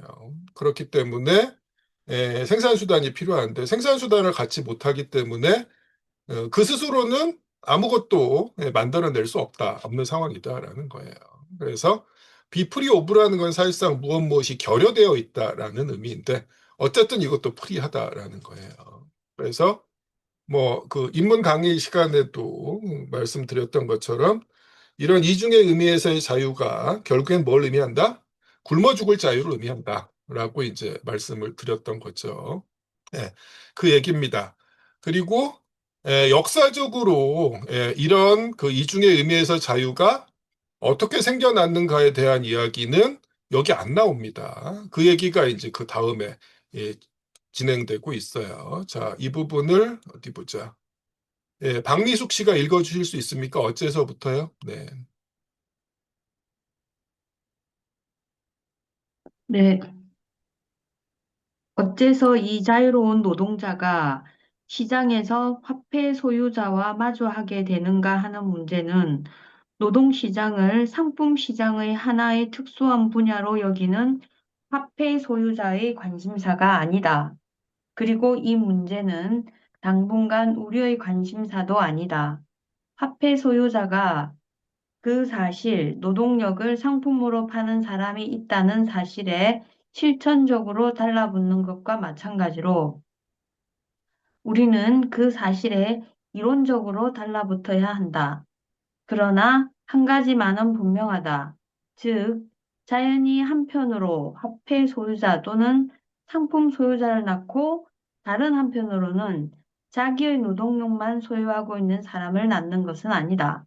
이런 관계는 자연사적 관계도 아니며 또한 역사상의 모든 시대에 공통된 사회적 관계도 아니다. 그것은 분명히 과거 역사적 발전의 결과며 수많은 경제적 변혁의 산물이고 과거 수많은 사회적 생산 구성체의 몰락의 산물이다. 네, 좋습니다. 이런 얘기예요. 지금 화폐 소유자가 시장에서 이중의 의미에서 자유로운 노동자를 만날 수 있다는 사실 자체를 전제로 하고 있습니다. 또는 그 사실을 확인하고 있어요. 왜? 현실의 자본주의 경제에서 그러니까. 그죠? 자본가가 되려고 하는 화폐 소유자는 기꺼이 자신의 노동력을 상품으로 파고자 하는 사람들이 넘쳐나는 상황을 이미 마주하고 있습니다. 막스 당시에도 그랬고 지금도 그렇다라는 거야. 그 사실을 이야기하고 있는데 어쩌다가 이렇게 됐는지는 여기서 살펴보지 않겠다라고 이제 이야기합니다. 그래서 됐다 치고 또는 이미 그러고 있으니까 예, 그런 상황을 전제한 상황에서 예, 더 나아가 보자 이렇게 이야기하는데 예, 뭘 이제 언급하고 넘어가고 있어요. 근데 이게 저절로 이렇게 된 건 아니다라는 거죠. 필연적인 과정, 자연사적 관계도 아니고 모든 사회에서 이렇게 되는 것도 아니다라고 이제 이야기합니다. 그러면서 이제 역자주에 나와 있는 게 일권 8편을 참조하라라고 했는데 자본론 1권에 이제 우리 마지막 세미나 시간에 이걸 살펴볼 거예요. 시초 축적 또는 자본의 원시적 축적이라고 부르는 과정. 다수의 직접 생산자들이 생산수단을 빼앗기고 이중의 의미에서 자유로운 존재로 내몰리는 이제 과정에 대한 이야기는 1권의 마지막에 나옵니다. 역사적 과정에 대한 설명입니다. 근데 이제 그건 이제 나중에 볼 테니까 지금은 이것이 갖는 의미만을 보자 이런 식으로 이야기를 하고 있어요. 그 얘기입니다. 자, 그 다음에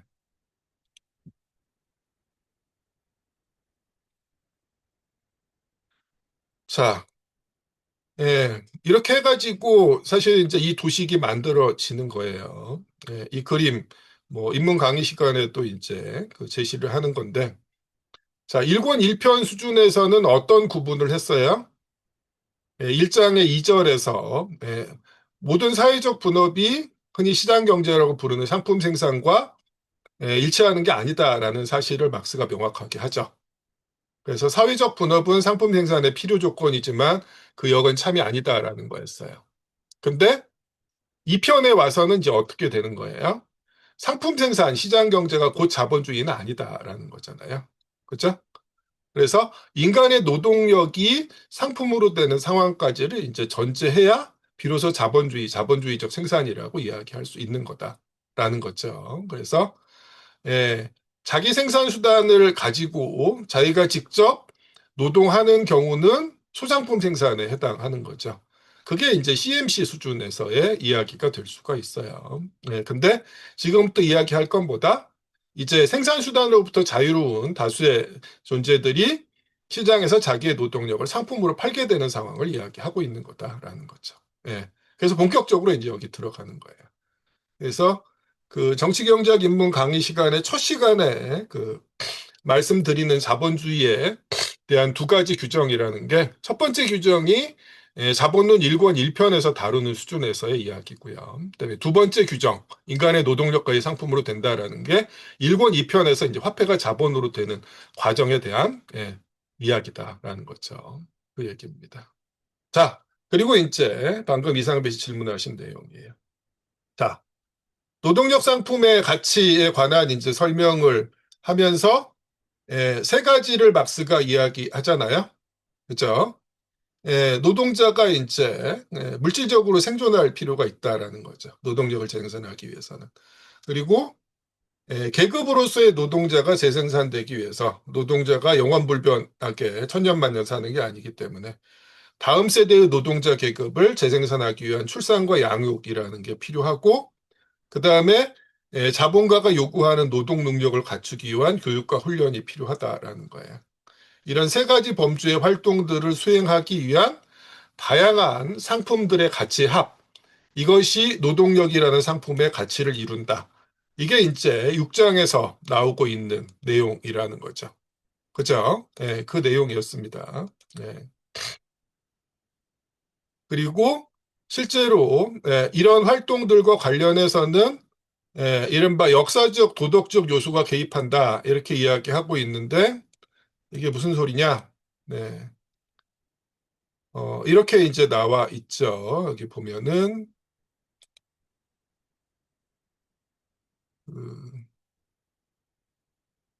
225쪽에 그 마지막 줄부터 이제 읽어보도록 하겠습니다. 자, 지금 윤은정 씨가 지금 읽으실 수 있는 상태인가요? 어떤가요? 네, 읽겠습니다. 네, 마지막 줄 여기서 따라서부터입니다. 따라서 생활수단의 종용은 노동하는 개인을 정상적인 생활 상태로 유지하는 데 충분하지 않으면 안 된다. 음식물, 의복, 난방, 주택 등과 같은 그의 자연적 욕구는 한 나라의 기후나 기타 자연적 특성에 따라 다르다. 다른 한편으로 이른바 필수적인 욕구의 범위나 그 충족 방식은 그 자체가 하나의 역사적 산물이며 따라서 대체로 한 나라의 문화 수준에 따라 결정되는데 특히 자유로운 노동자 계급이 어떤 조건에서 또 어떤 관습과 기대를 가지고 형성되었는가에 따라 결정된다. 그러므로 다른 상품들의 경우와는 달리 노동력의 가치 규정에는 역사적, 도덕적, 정신적 요소가 포함된다. 그러나 일정한 시대의 일정한 나라에는 노동자들에게 필요한 생활수단의 평균적 범위는 주어져 있다. 예, 노동, 좋습니다. 여기서 보면은 그 노동력의 재생산을 위해서 이제 충분한 수준이 얼마냐라고 이제 이야기했을 때, 그 자체가 하나의 역사적 산물이다라고 이야기하는 겁니다. 필수적인 욕구의 범위나 충족 방식이 나라마다 그리고 그 사회 발전 정도마다 이제 다르다라는 이야기예요. 그러면서 이제 역사적 도덕적 요소라고 이야기했는데 이제 영어의 모랄이 뭐 지금 뭐 역자주에는 정신적이라고 이제 이야기를 하고 있는데 써놨는데 정신적 요소라기보다는 이제 관습적 요소라고 쓰는 게 훨씬 더 이제 그 의미에 가까울 것 같아요. 여기서 이제 도덕이라는 거는 딱히 그 명확하게 법률 등등으로 이제 규정되진 않았지만 실제로 대부분의 사람들이 그렇다고 이제 인정하고 있는 뭐 이런 정도의 의미를 가지고 있습니다. 뭐 비공식적이지만 실제적으로 이제 인정받는다라는 의미가 이제 모럴이에요. 여기서는 윤리 도덕할 때 그 도덕이 아니에요. 예. 그래서 이제 관습적이라고 이제 쓰는 게 오히려 이제 가까울 것 같습니다. 자, 어쨌거나 자, 이런 그 기준이 적용이 된다라는 거죠. 그래서 이제 결국엔 어떻게 된다? 노동력 상품의 이제 가치 크기를 결정하는 것은 노동력 재생산에 사회적으로 필요한 노동시간, 다른 상품과 마찬가지로. 그런데 결국 그것은 노동력 재생산을 위해서 필요한 활동들을 수행하는데 노동자가 구매해서 소비해야 될 상품들의 가치 합이다. 이런 식의 논리예요. 그리고 우리 책의 숫자 예로는 지금 3원이고 6노동시간에 이제 3원을 만큼의 가치를 노동자가 생산한다라고 지금 가정을 하고 있는 거예요. 자, 그 다음에 이제 비로소 이제 이상배 씨 질문으로 갑니다. 이른바 이제 동일노동 동일임금이라는 거 이제 어떤 의미를 갖느냐라는 거겠죠. 자, 실제로 동일노동 동일임금이라는 식의 이제 논리는 조금 그 오해를 불러일으킬 수가 있습니다. 마치 이제 임금이 노동의 대가인 것처럼 착각을 하게 이제 만들 수 있다라는 거예요. 그래서 사실은 이제 노동자들의 대단히 이제 현실적인 그 처지를 개선하기 위한 주장이고, 노동자들 내부의 이제 그 불평등 또는 이제 지배계급이 임금으로 이제 노동자들을 갈라치게 하려는 이런 시도들을 에, 분쇄하기 위한 그런 주장이지만, 실제로 그걸 이제 잘못 받아들였을 때 마치 이제 임금이 노동의 대가인 것처럼 착각하게 만들 수도 있다라는 건데, 그렇게 그 받아들이지 말고, 사실은 이렇게 생각하는 게 저는 이제 바람직하다고 보는데 뭐냐?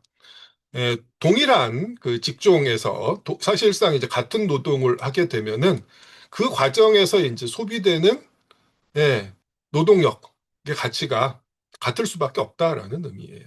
그렇게 이제 생각하는 게 맞다라고 생각합니다. 근데 이제 물론 그것들을 이제 현장에서 이제 이해하도록 하는 과정은 추가적인 이제 노력이 필요할 텐데, 그렇다고 해서 이제 동일 노동, 동일 임금은 임금을 노동의 대가라고 잘못 호도하는 그런 규정이니까 반대해야 된다. 이렇게 이야기할 수는 없다라는 게 이제 제 생각입니다. 근데 동일 가치 노동이라고 이제 이야기했을 때도 이제 결국 같은 매닥이라고 이제 생각을 하는데, 똑같은 노동을 하면 이제 동일한 시간 동안 동일한 가치가 이제 만들어진다라는 거예요. 근데 이제 여기서 역시 이제 주의를 해야 되겠죠. 임금이 이제 노동의 대가라는 식으로 이제 쉽게 생각해 버리면 여기서 이제 함정에 또 빠질 수 있다라는 점을 이제 염두에 두면서 그걸 그 관철시켜 나가야 된다라고 생각을 합니다. 뭐 현실에서 이제 문제가 되는 거는 사실상 그 동일한 작업장에서 다르지 않은 노동을 하고 있는데 뭐 한쪽은 정규직이고 한쪽은 비정규직이라는 이제 이유만으로, 또는 이제 동일 직종에서 일하는데 한쪽은 대공장에서 일하고 한쪽은 이제 중소기업에서 일한다는 이유만으로 임금의 격차가 엄청 나잖아요. 이걸 이제 반대하고 이제 극복하기 위한 논리가 이제 동일 노동 동일 임금이었다라는 거죠. 예. 그래서 저는 이제 그걸 반대할 필요는 없지만, 주의는 필요하다. 뭐 이렇게 생각하는 정도예요. 일단 여기까지 하고 질문하신 분의 이제 얘기를 조금 더 들어보도록 하겠습니다. 얘기해 주세요. 네. 그러니까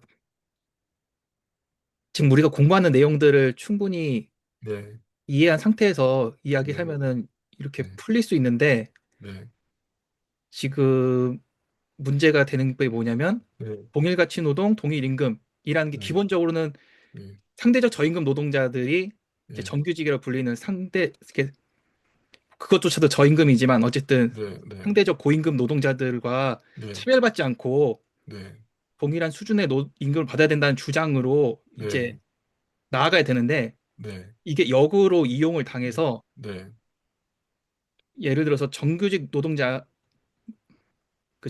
사이에 호봉제가 네, 존재하니까 네, 똑같은 일을 하지만 단지 네, 연차가 오래되었거나 네, 연령이 높다는 이유로 네, 고액을 받는 노동자들이 존재한다. 예, 이것은 이제 예, 저연차 노동자와 또 차별이다. 네, 네. 그러니까 고연차 노동자의 임금을 깎아서 저연차 노동자 맞춰야 되고, 그래서 호봉제가 이른바 임금 부담되니까 피크제 논리라는 거죠. 직무제로 바꿔야 된다라는 논리가 역으로 들어오고 그걸 방어를 못하는 게 있어서 좀. 근데 사실 그거는 이제 우리가 교육을 통해서 해소할 수가 있는 게, 노동력 상품의 가치를 규정하는 건 그냥 단순히 이제 물질적 생산 과정에 소비된 노동력만을 보충하는 게 아니잖아요. 기본적으로 교육과 훈련, 출산과 양육의 과정이 더 필요하다라는 거예요. 그러니까 이제 어떻게 돼요? 실제로 더 오랫동안 일한 노동자일수록 사실은 이제 가족 구성원, 노동자 계급은 이제 재생산을 위해서 더 많은 비용이 필요한 게 일반적인 상황이잖아요. 그죠? 그러면 이제 문제가 안 될 수가 있다라는 거예요, 사실은. 그리고 이제 만약에 이제 그 호봉제를 문제 삼으려면은, 그렇게 하면 안 되고, 그, 어, 근속 연수가 이제 오래된 노동자 임금을 깎는 방식이 아니라 그걸 그대로 두고 다른 노동자들의 그 임금을 거기에 맞게 이제 올리는 방식으로 해결을 해야 되는 거죠. 결국 지금 그 현장에서 문제가 되고 있는 건 사실은 이걸 넘어서 어떤 저기 이데올로기를 깨부숴야 되냐면은 이른바 임금기금설 내지는 노동기금설을 깨부숴야 되는 문제입니다. 사실 이 노동기금, 임금기금에 대한 얘기도 자본론의 1권에 이제 7편 보면 이제 나올 거예요. 우리가 이제 1권 하에 보면 이제 나올 텐데, 노동자들이 받을 수 있는 목 자체가 사회 전체적인 수준에서 불변의 크기다라는 가정 하에서 그런 주장이 나오는 거거든요. 한쪽이 너무 많이 받아서 다른 쪽이 못 받고 있으니까, 상대적으로 많이 받는 쪽을, 임금을 적게 주고 다른 쪽의 임금을 높여주자라는 건데, 결국 임금의 총량은 불변이라는 가정을 이미 당연한 듯이 받아들이고 있기 때문에 그런 주장이 나오는 거거든요. 근데 사실은 이제 그걸 깨부술 필요가 있다라는 거죠. 뭐 쉬운 일은 아니라고 하더라도. 그래서 사실은 이제 결합되어 있는 문제입니다. 그냥 노동력의 가치가 어떻게 구성되어 있는가, 임금의 실체가 무엇인가라는 문제뿐만 아니라 임금의 이제 총량 자체를 변화시킬 수 있는가 없는가에 이제 문제가 같이 걸려 있다라고 생각이 돼요. 일단 제 생각은 그렇습니다. 예, 또 말씀해 주시죠. 예, 전 됐습니다. 예, 좋습니다. 또 다른 질문이나 하고 싶은 얘기 있으면 해주세요.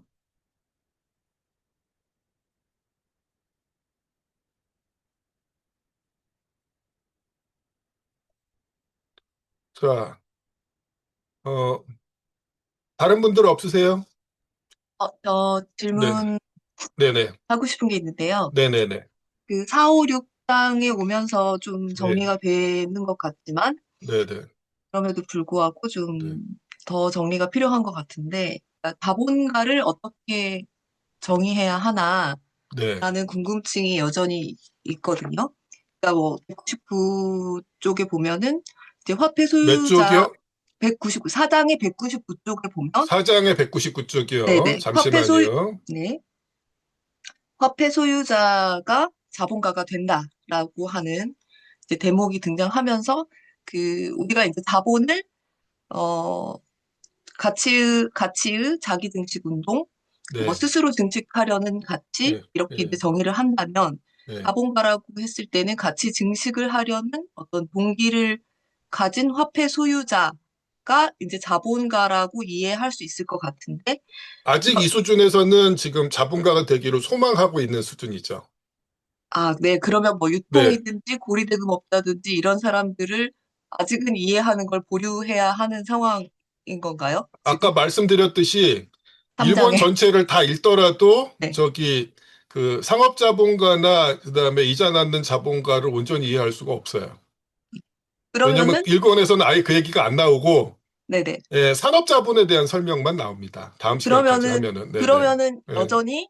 뭐 그 고전적 자본가는 경제학 어쨌거나 네. 그 화폐를 투하해서 의식적으로 이런저런 방식을 통해서 가치 증식을 꾀하는 그런 걸 이제 계속 수행하는 자가 자본가예요. 그러면 이제 네, 여전히 네, 여전히 이제 고전 경제학에서 이야기하는 뭐 스미스나 리카도가 얘기하고 있는 그 생산 수단을 소유하고 있는 사람을 자본가로 여전히 인식하게 돼 저는 약간 그렇게 되는 것 같거든요.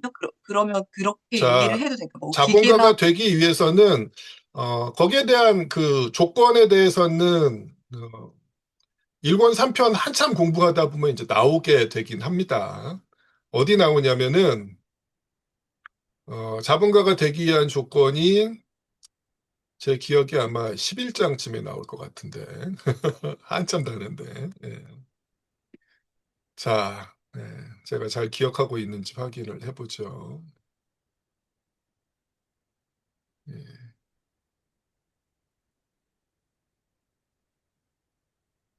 자, 419쪽입니다. 이건 나중에 이제 11장 공부할 때 한 3주 내지는 4주 정도 후에 봐야 될 것 같은데, 네. 요런 얘기를 하고 있어요. 네. 그, 화폐를 가지고 있다고 전부 다 자본이 될 수는 없다라는 거예요. 일정 수준 이상의 화폐가 있어야 되는데, 이게 뭐냐면은, 여기서 이야기하고 있는 게, 그, 내가 직접 생존을 위해서 노동하지 않고, 예, 타인의 노동력을 이제 구매해서, 예, 생산을 하고, 예, 그러면서 그 생산의 이제 결과물, 생산 과정에서 이제 잉여 가치가 발생할 거잖아요. 예, 그걸로 내가 먹고 살 수 있어야 돼요. 그 얘기입니다.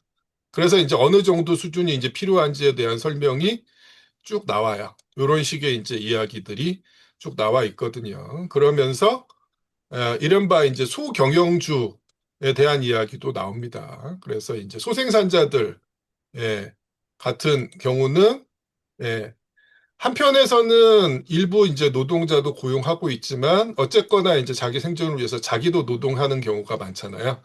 그런 경우는 본래적인 의미의 자본가가 될 수 없다라고 지금 이야기를 하고 있어요. 그래서 예, 정확하게 이제 어떤 규정까지가 필요하고 어느 정도로 그 부 또는 이제 화폐를 가지고 있어야 예, 본래적인 의미의 자본가로 될 수 있는가에 대한 이야기가 여기쯤에 나올 겁니다. 예, 그때 조금 더 이제 그 명확하게 확인하실 수 있을 것 같습니다. 일단은 이 정도로 하고 넘어가도 될까요? 어떻습니까? 그래서 제가 네네.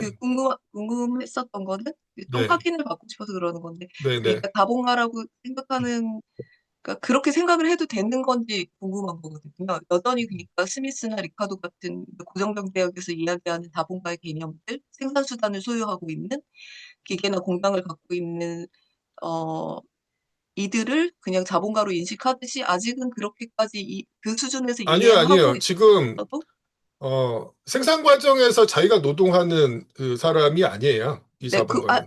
예, 그러니까 그거를 예. 소유하고 노동자들을 고용하는 형태의 그런 예, 이들을 예, 자본가라고 예, 이해하고 맞아요. 예. 있다면 그리고 괜찮은 이제 건지. 생산의 목적이 뭐예요? 이윤 가치 증식이죠. 네, 예. 그걸 목적으로 생산하는 네네. 존재입니다. 예, 그 얘기예요. 네, 그래서 알겠습니다. 자본의 인격화라고 지금 이야기하고 있잖아요, 막스가. 그죠? 자본은 뭐예요? 자기 증식하는 가치죠. 예. 그러니까 자기 증식을 목적으로 화폐를 투입하는 존재가 자본가인 거예요. 기본적으로. 아주 단순하게 이야기하면. 근데 이제 우리가 주로 다루는 건 산업자본가인데 현실에서 이제 산업자본가뿐만 아니라 상업자본가, 상인자본도 있을 수가 있고 이자 낳는 자본가, 고려대 자본가도 있을 수 있어요. 그들 전부가 자본가는 맞습니다. 그죠? 근데 지금 우리는 산업자본에 집중을 합니다. 왜? 자본주의 경제에서는 실제로 상업자본이나 이자 낳는 자본은 뭐다? 파생적인 형태라고 아까 이야기했잖아요. 그죠? 예, 다음 시간 이제 우리가 공부하게 되면 명확해지겠지만은 산업자본 휘하의 노동자들이 생산한 잉여가치를 이제 그 상업이윤이나 이자 등등의 형태로 이제 나눠 먹는 존재들이기 때문에 그렇다라는 거예요. 그 얘기입니다. 예, 좋습니다. 또 말씀해 주시죠. 자, 다른 질문 있으면 또 해주시기 바랍니다. 저 관련해서 추가적인 질문이 있는데요. 예, 그, 방금 자기가 노동에 참여하는 경우에는 네. 자본가가 아니다라고 했는데, 예, 그러니까 현실적으로, 소생산자 내지는 네, 소경영주라고 이야기하죠. 네, 예, 네네네. 예, 그런데 예, 지금 네, 현재 사회에서 예, 그 지배계급의 어떤 지배를 정당화하기 위해서 노동이 아닌 것을 노동이라고 부르는 세태가 만연해서 그런지 예를 들면은 네, CEO가 네, 뭐 회의에 참석하다든지 그런 네. 것이 노동계급이 회의에 참석하는 것은 생산 행위일 수 있겠지만 CEO가 그러는 것은 생산 행위가 아니지 않습니까? 그렇다면 생산행위일 수도 있고 아닐 수도 있어요. 음, 네, 거기에 대해서는 논의가 좀 많이 필요합니다. 아, 네, 이른바 자본가의 노동 내지는 경영활동과 관련해서는 논의가 네. 추가로 필요한데 그것도 뒤에 다 나옵니다, 사실. 아, 예, 뒤에 다 나오는데, 알겠습니다.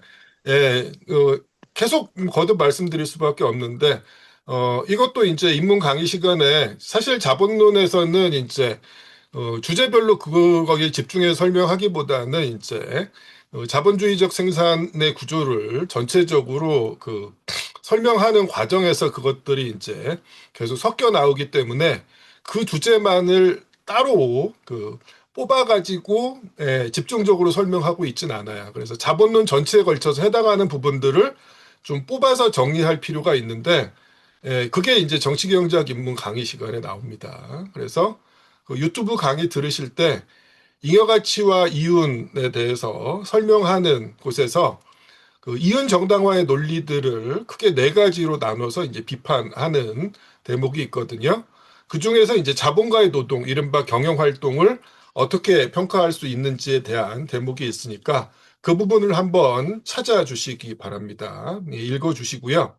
그 다음에 우리 책에서는 그 1권상의 이제 그 마지막 부분에서 이제 1권 4편 공부할 때 그 자본가의 이제 노동이 갖는 의미, 흔히 관리 감독 노동, 지휘 노동이라고 하는 것의 이제 의미에 대한 얘기가 직접적으로 이제 나올 겁니다. 일단은 이 정도겠네요.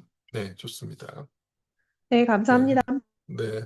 아직 우리가 그 자본주의적 생산도 들어가지 않았는데 바로 이제 그 얘기가 나오고 있어요. 근데 어차피 이제 다음 시간에 우리가 7장 공부하다 보면은 할 수밖에 없는 얘기이기도 하고요. 예, 또 말씀해 주십시오.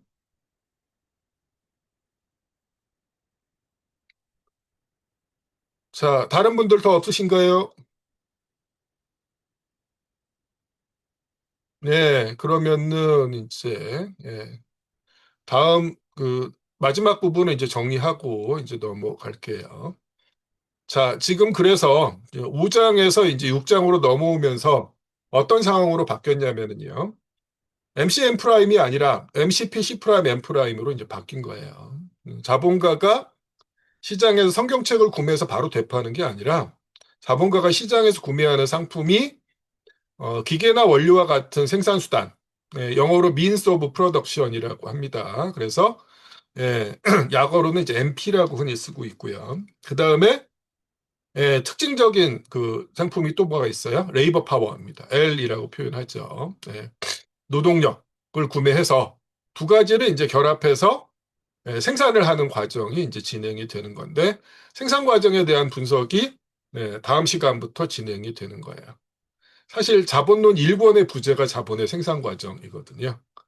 근데 우리는 이제 2달 넘게 자본은커녕 상품하고 화폐에 대해서만 쭉 이야기했다가 오늘 비로소 이제 자본이 출현했고 생산 과정에 대한 분석은 이제 다음 시간부터다라는 거죠. 자, 그 다음에 그 제일 마지막 부분에 조금 이제 그 재미있는 이런 그 언급들이 나와 있어요. 뭔 소리냐? 어, 실제로 그 노동력이 상품으로 그 거래된다는 사실, 노동력의 가치가 어떻게 결정된다라는 사실까지를 이야기한 다음에 에, 막스가 지금 가정하고 있는 게 뭐냐? 일단 이 수준에서는 노동력과 노동자와 자본가가 어떻게 처지가 다른지가 단순히 노동력이라는 상품의 구매자와 판매자 수준에서의 구분 말고는 없어요. 딱 여기까지다라는 거죠. 본격적으로 이제 그 다음부터 진행이 될 건데 어쨌거나 뭔가 좀 심상치 않다라는 얘기를 일단 하고 있습니다.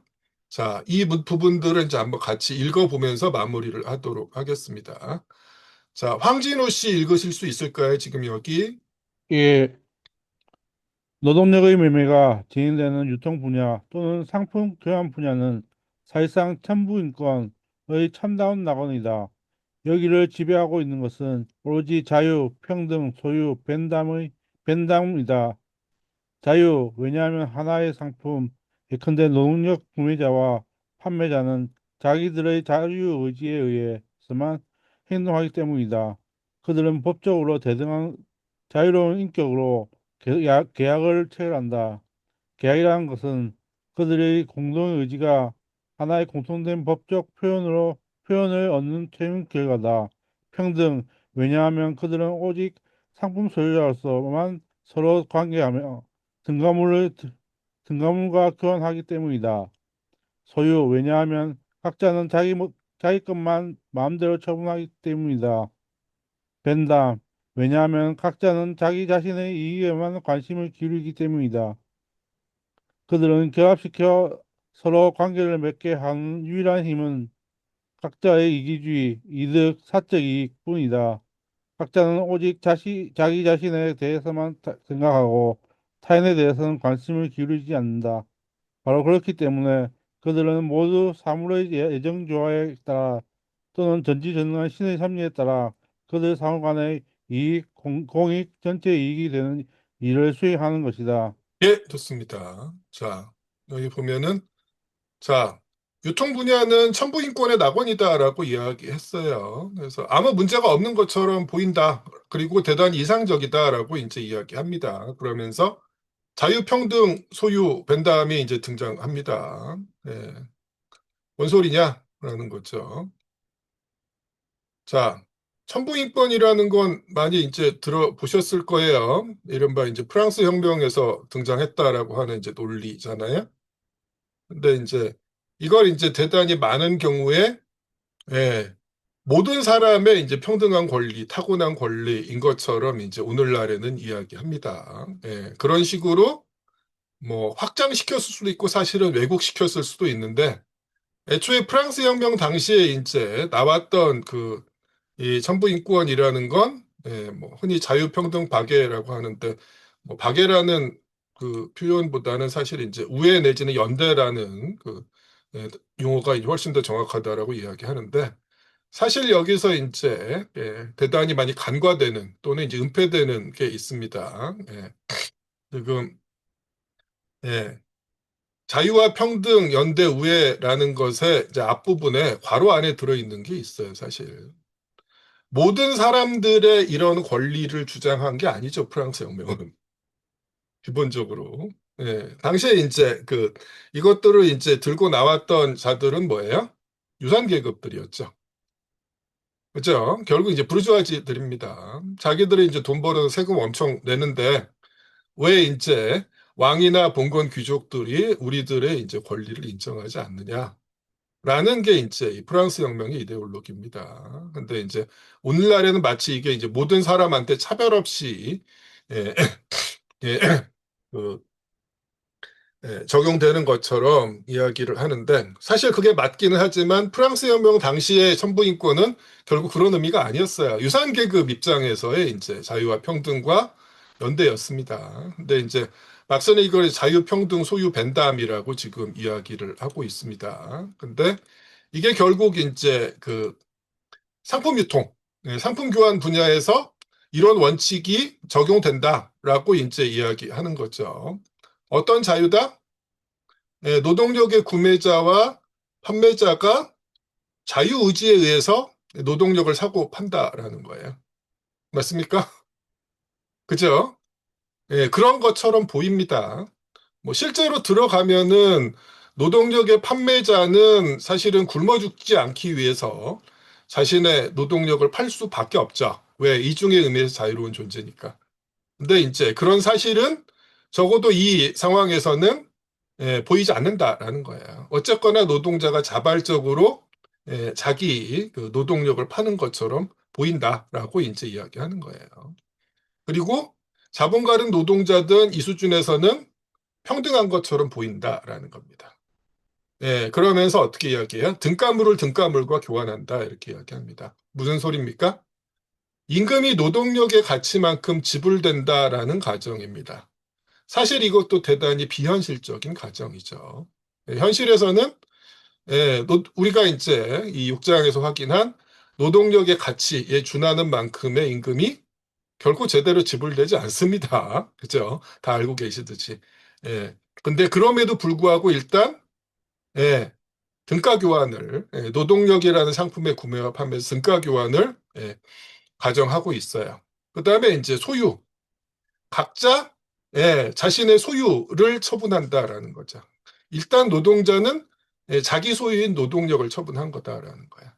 그 다음에 이제 마지막으로 벤담이 등장하는데 벤담 이야기하면서 각자는 자기 자신의 이익에만 관심을 기울인다라고 이야기하는 건데 여기서 보통 우리가 알고 있는 벤담과 조금 다르게 받아들여지실 수가 있어요. 벤담이라는 사람이 대단히 이제 왜곡된 형태로 지금 제도 교육에서 이제 주입되고 있기 때문이거든요. 보통 이제 벤담이라는 사람은 공리주의의 창시자다 이렇게 알려져 있죠. 그리고 공리주의 하면은 우리가 뭘 생각해요? 이른바 최대 다수의 최대 행복이라는 그 문구를 생각하죠. 그리고 이걸 요즘에는 일종의 이제 평등주의적인 그 사고 방식으로 받아들이는 경우가 많아요. 그리고 그런 식으로 우리한테 주입을 합니다. 그래서 이제 막스가 벤담에 대해서 예, 각자는 자기 자신의 이익에만 관심을 기울인다. 이게 벤담이다라고 했을 때, 이거 이상하다라고 생각하실지 모르지만, 사실은 이게 대단히 이제 정확한 그 설명이거든요. 무슨 소리냐? 애초에 이제 공리주의가 어떤 이데올로기냐라는 거예요. 예. 공리주의를 이제 최대 다수의 최대 행복이라고 흔히 이야기하면서 어떤 식으로 설명해요? 부의 재분배와 관련된 아이디어 내지는 이데올로기로 설명하는 경우가 거의 대부분입니다. 그래서 예, 공리주의에서 이제 공리를 일종의 공공의 이익이라고 이제 착각하는 경우가 많아요. 그래서 공리주의를 한자로 써보세요라고 이제 하면은 상당히 많은 사람들이 이런 식으로 씁니다. 공리주의라고. 근데 실제로 틀렸어요. 예. 공리주의 이렇게 써야 됩니다. 이게 공리예요. 한자로 이렇습니다. 이게 뭐예요? 네. 자, 공리주의는 그 다른 말로 하면 이제 심리적인 쾌락주의라고 이야기를 합니다. 이것도 뭔 소린가 싶을 텐데, 예. 사실 그 공리주의라는 단어 자체가 영어의 유틸리터리아니즘을 번역한 거거든요. 자, 유틸리터리아니즘은 유틸리티로부터 나온 거죠. 유틸리티가 뭐예요? 이게 공리입니다. 다른 말로 네, 주류경제학, 부르주아 경제학이 그렇게 좋아하는 효용이에요, 효용. 그리고 효용이란 건 뭐다? 오늘날에 이제 부르주아 경제학이 이야기하는 효용은 뭐예요? 어떤 상품, 재화나 서비스를 소비하면서 개인이 느끼게 되는 만족감을 의미하는 거죠. 다른 말로 쾌락입니다. 그래서 이 유틸리티, 심리적 쾌락, 효용, 이게 바로 공리다라는 거예요. 그리고 이제 공리주의의 모토처럼 이야기하는 최대 다수의 최대 행복이라는 건 뭐다? 인간은 누구나 고통을 싫어하고 쾌락을 좋아한다라는 거야. 그리고 그 쾌락의 총량은 많으면 많을수록 좋다. 이런 얘기입니다. 그게 최대 다수의 최대 행복이에요. 그래서 그럼 그 최대 다수의 최대 행복을 달성하기 위해서 어떻게 하면 돼요? 자, 보통 우리가 알고 있는 거는 예, 엄청나게 부유한 사람의 부를 조금 덜어서 그렇지 못한 사람들한테 나눠주면 효용의 총량, 쾌락의 총량이 증가할 수 있다. 뭐 이런 논리로 흔히 이야기를 합니다. 근데 실제로 그런 식의 논리가 이제 거의 모든 책에서 교과서에서도 그렇게 설명을 하고 있는데 그건 이제 벤담이 후기에 자기의 본래 아이디어를 조금 수정한 결과고 공리주의의 본래 버전은 결코 그렇지 않습니다. 이른바 공리주의 초기 버전 내지는 이제 오리지널은 지금 막스가 설명하고 있는 정확하게 이거예요. 각자는 자기 이익에만 관심을 기울인다라는 거죠. 그리고 바로 그렇게 하기 때문에 결국 사물의 예정 조화에 따라 전지전능한 심의 성리에 따라 상호 간의 이익, 공익, 전체 이익이 되는 일을 수행한다 이렇게 이야기하는 거예요. 무슨 소리예요? 각자가 자기의 이익을 위해서 극도로 이기적으로 행동하면 그게 사회 전체적인 수준에서 이득이 된다라는 이야기예요. 그걸 누가 보장해줘야? 예정조화 나오고 전지전능한 신의 섭리 나오잖아요. 그분의 뜻이다라고 이야기하는 거예요. 그죠? 각자가 자신의 이기심을 최대한 발휘할 때 그게 사회 전체적으로도 최선의 결과를 낳는다. 그게 최대 다수의 최대 행복을 달성하는 방식이다. 이게 공리주의의 오리지널 버전입니다. 자, 근데 어디서 많이 듣던 얘기죠? 그게 뭐예요? 자, 애덤 스미스가 국부론에서 말씀하셨다는 보이지 않는 손에 대한 얘기잖아요. 그죠? 예, 정확하게 같은 얘기입니다.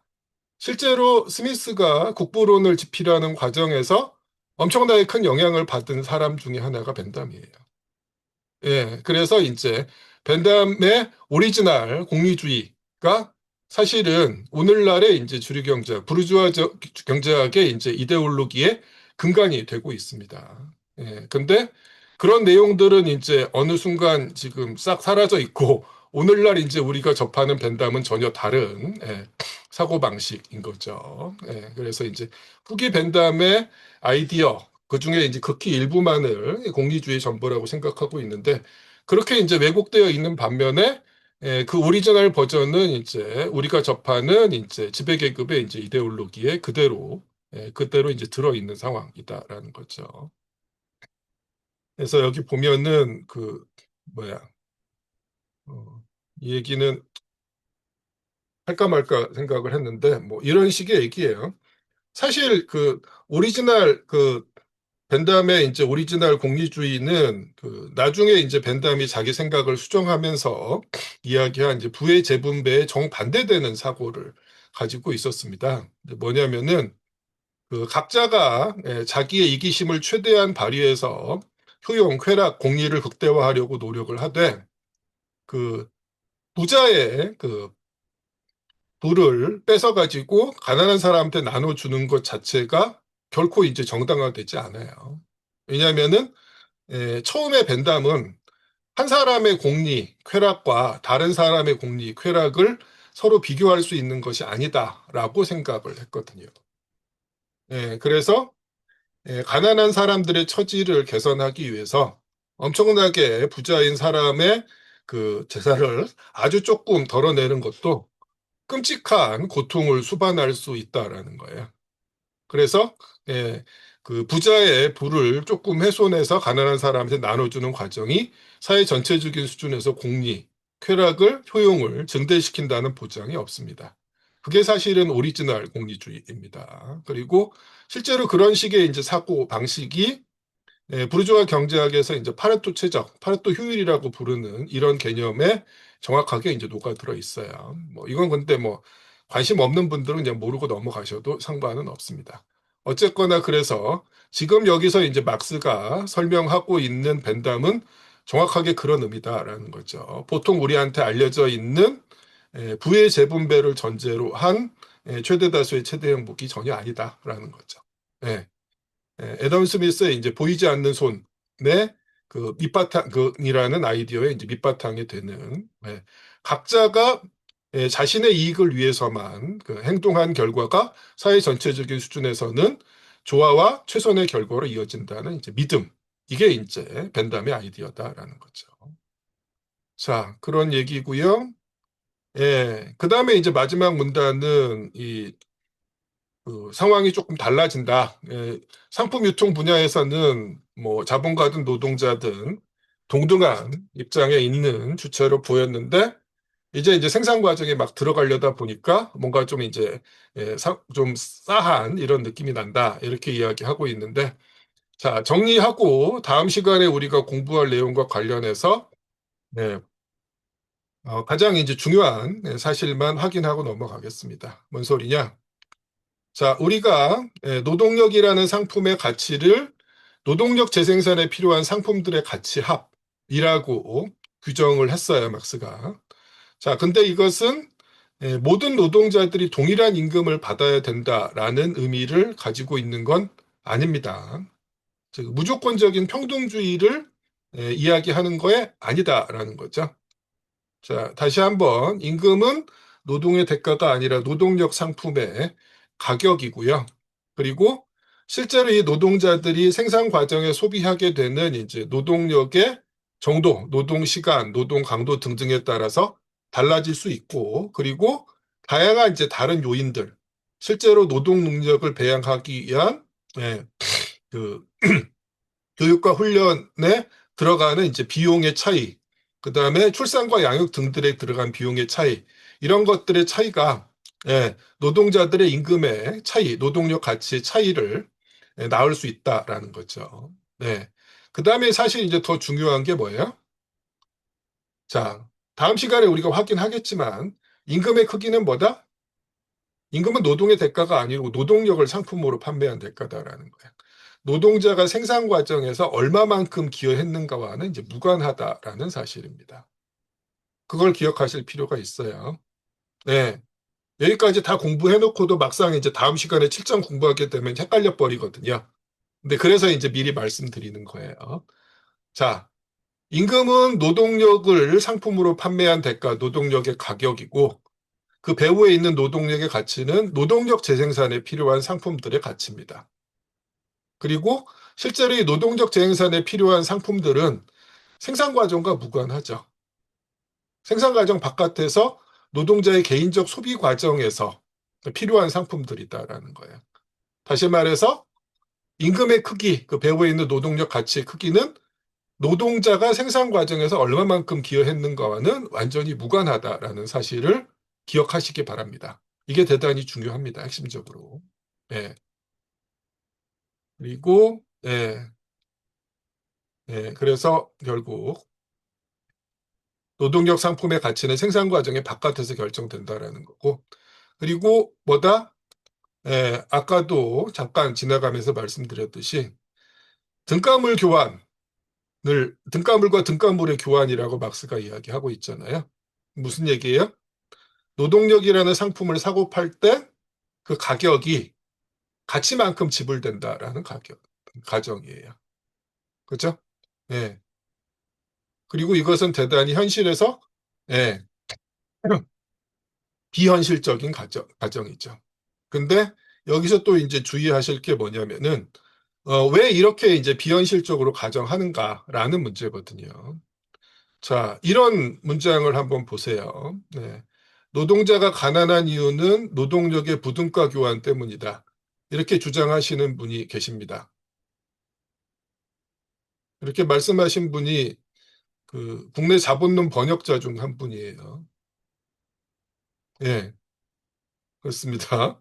예, 길준판사 자본론 번역자인 그 부산 동아대 재직하셨던 강신준 교수께서 실제로 하신 말씀이에요. 자, 이게 정확하게 어떤 의미예요? 노동력의 부등가 교환이라는 건 노동력을 판매할 때 그 대가인 임금이 노동력의 가치만큼 지불되지 않았다라는 얘기입니다. 그렇죠? 자본가들이 임금을 노동력의 가치보다도 낮게 후려치기 때문에 노동자들이 가난한 거다 이렇게 이야기하고 있어요. 근데 그럼 뒤집어서 이야기하면 이 노동력의 부등가 교환 문제를 해결하면 문제가 사라진다라는 얘기입니다. 실제로 이 다음 문장이 뭐냐면 이제 노동운동의 과제가 이걸 해결하는 거다 이렇게 이야기하는 거예요. 그래서 임금을 노동자의 가치만큼 받으면 문제가 없는 것처럼 이야기합니다. 근데 실제로 막스는 어떻게 가정하고 시작합니까? 노동력의 부등가 교환이 존재하지 않는 것처럼 가정하고 시작을 해요. 노동력의 등가 교환을 전제하고 이야기합니다. 그러면서 잉여 가치가 어디서부터 나오는지를 이야기하고 있다라는 거죠. 이걸 기억하시기 바랍니다. 그래서 자, 이런 식의 그 언급이라는 게 어떤 오해와 왜곡을 낳는지도 여러분이 좀 잘 살펴보실 필요가 있고, 사실은 이제 대단히 이제 경계해야 될 이런 이제 사고방식이기도 합니다. 네. 다음 시간에 우리가 이제 공부하면서 조금 더 구체적이고 이제 명확하게 살펴볼 텐데, 이걸 좀 이제 염두에 두시고 오늘 공부했던 내용들을 한 번씩 찬찬히 다시 읽어보면서 살펴보시기를 바랍니다. 자, 마지막으로 다시 한번 질문이나 하고 싶은 말씀 있으면 해주시기 바랍니다. 예, 없으시면 이제 다음번에 이제 드디어 잉여가치 생산으로 넘어갑니다. 늦은 시간까지 수고 많으셨고요. 오늘 마치도록 하겠습니다. 안녕히 주무십시오.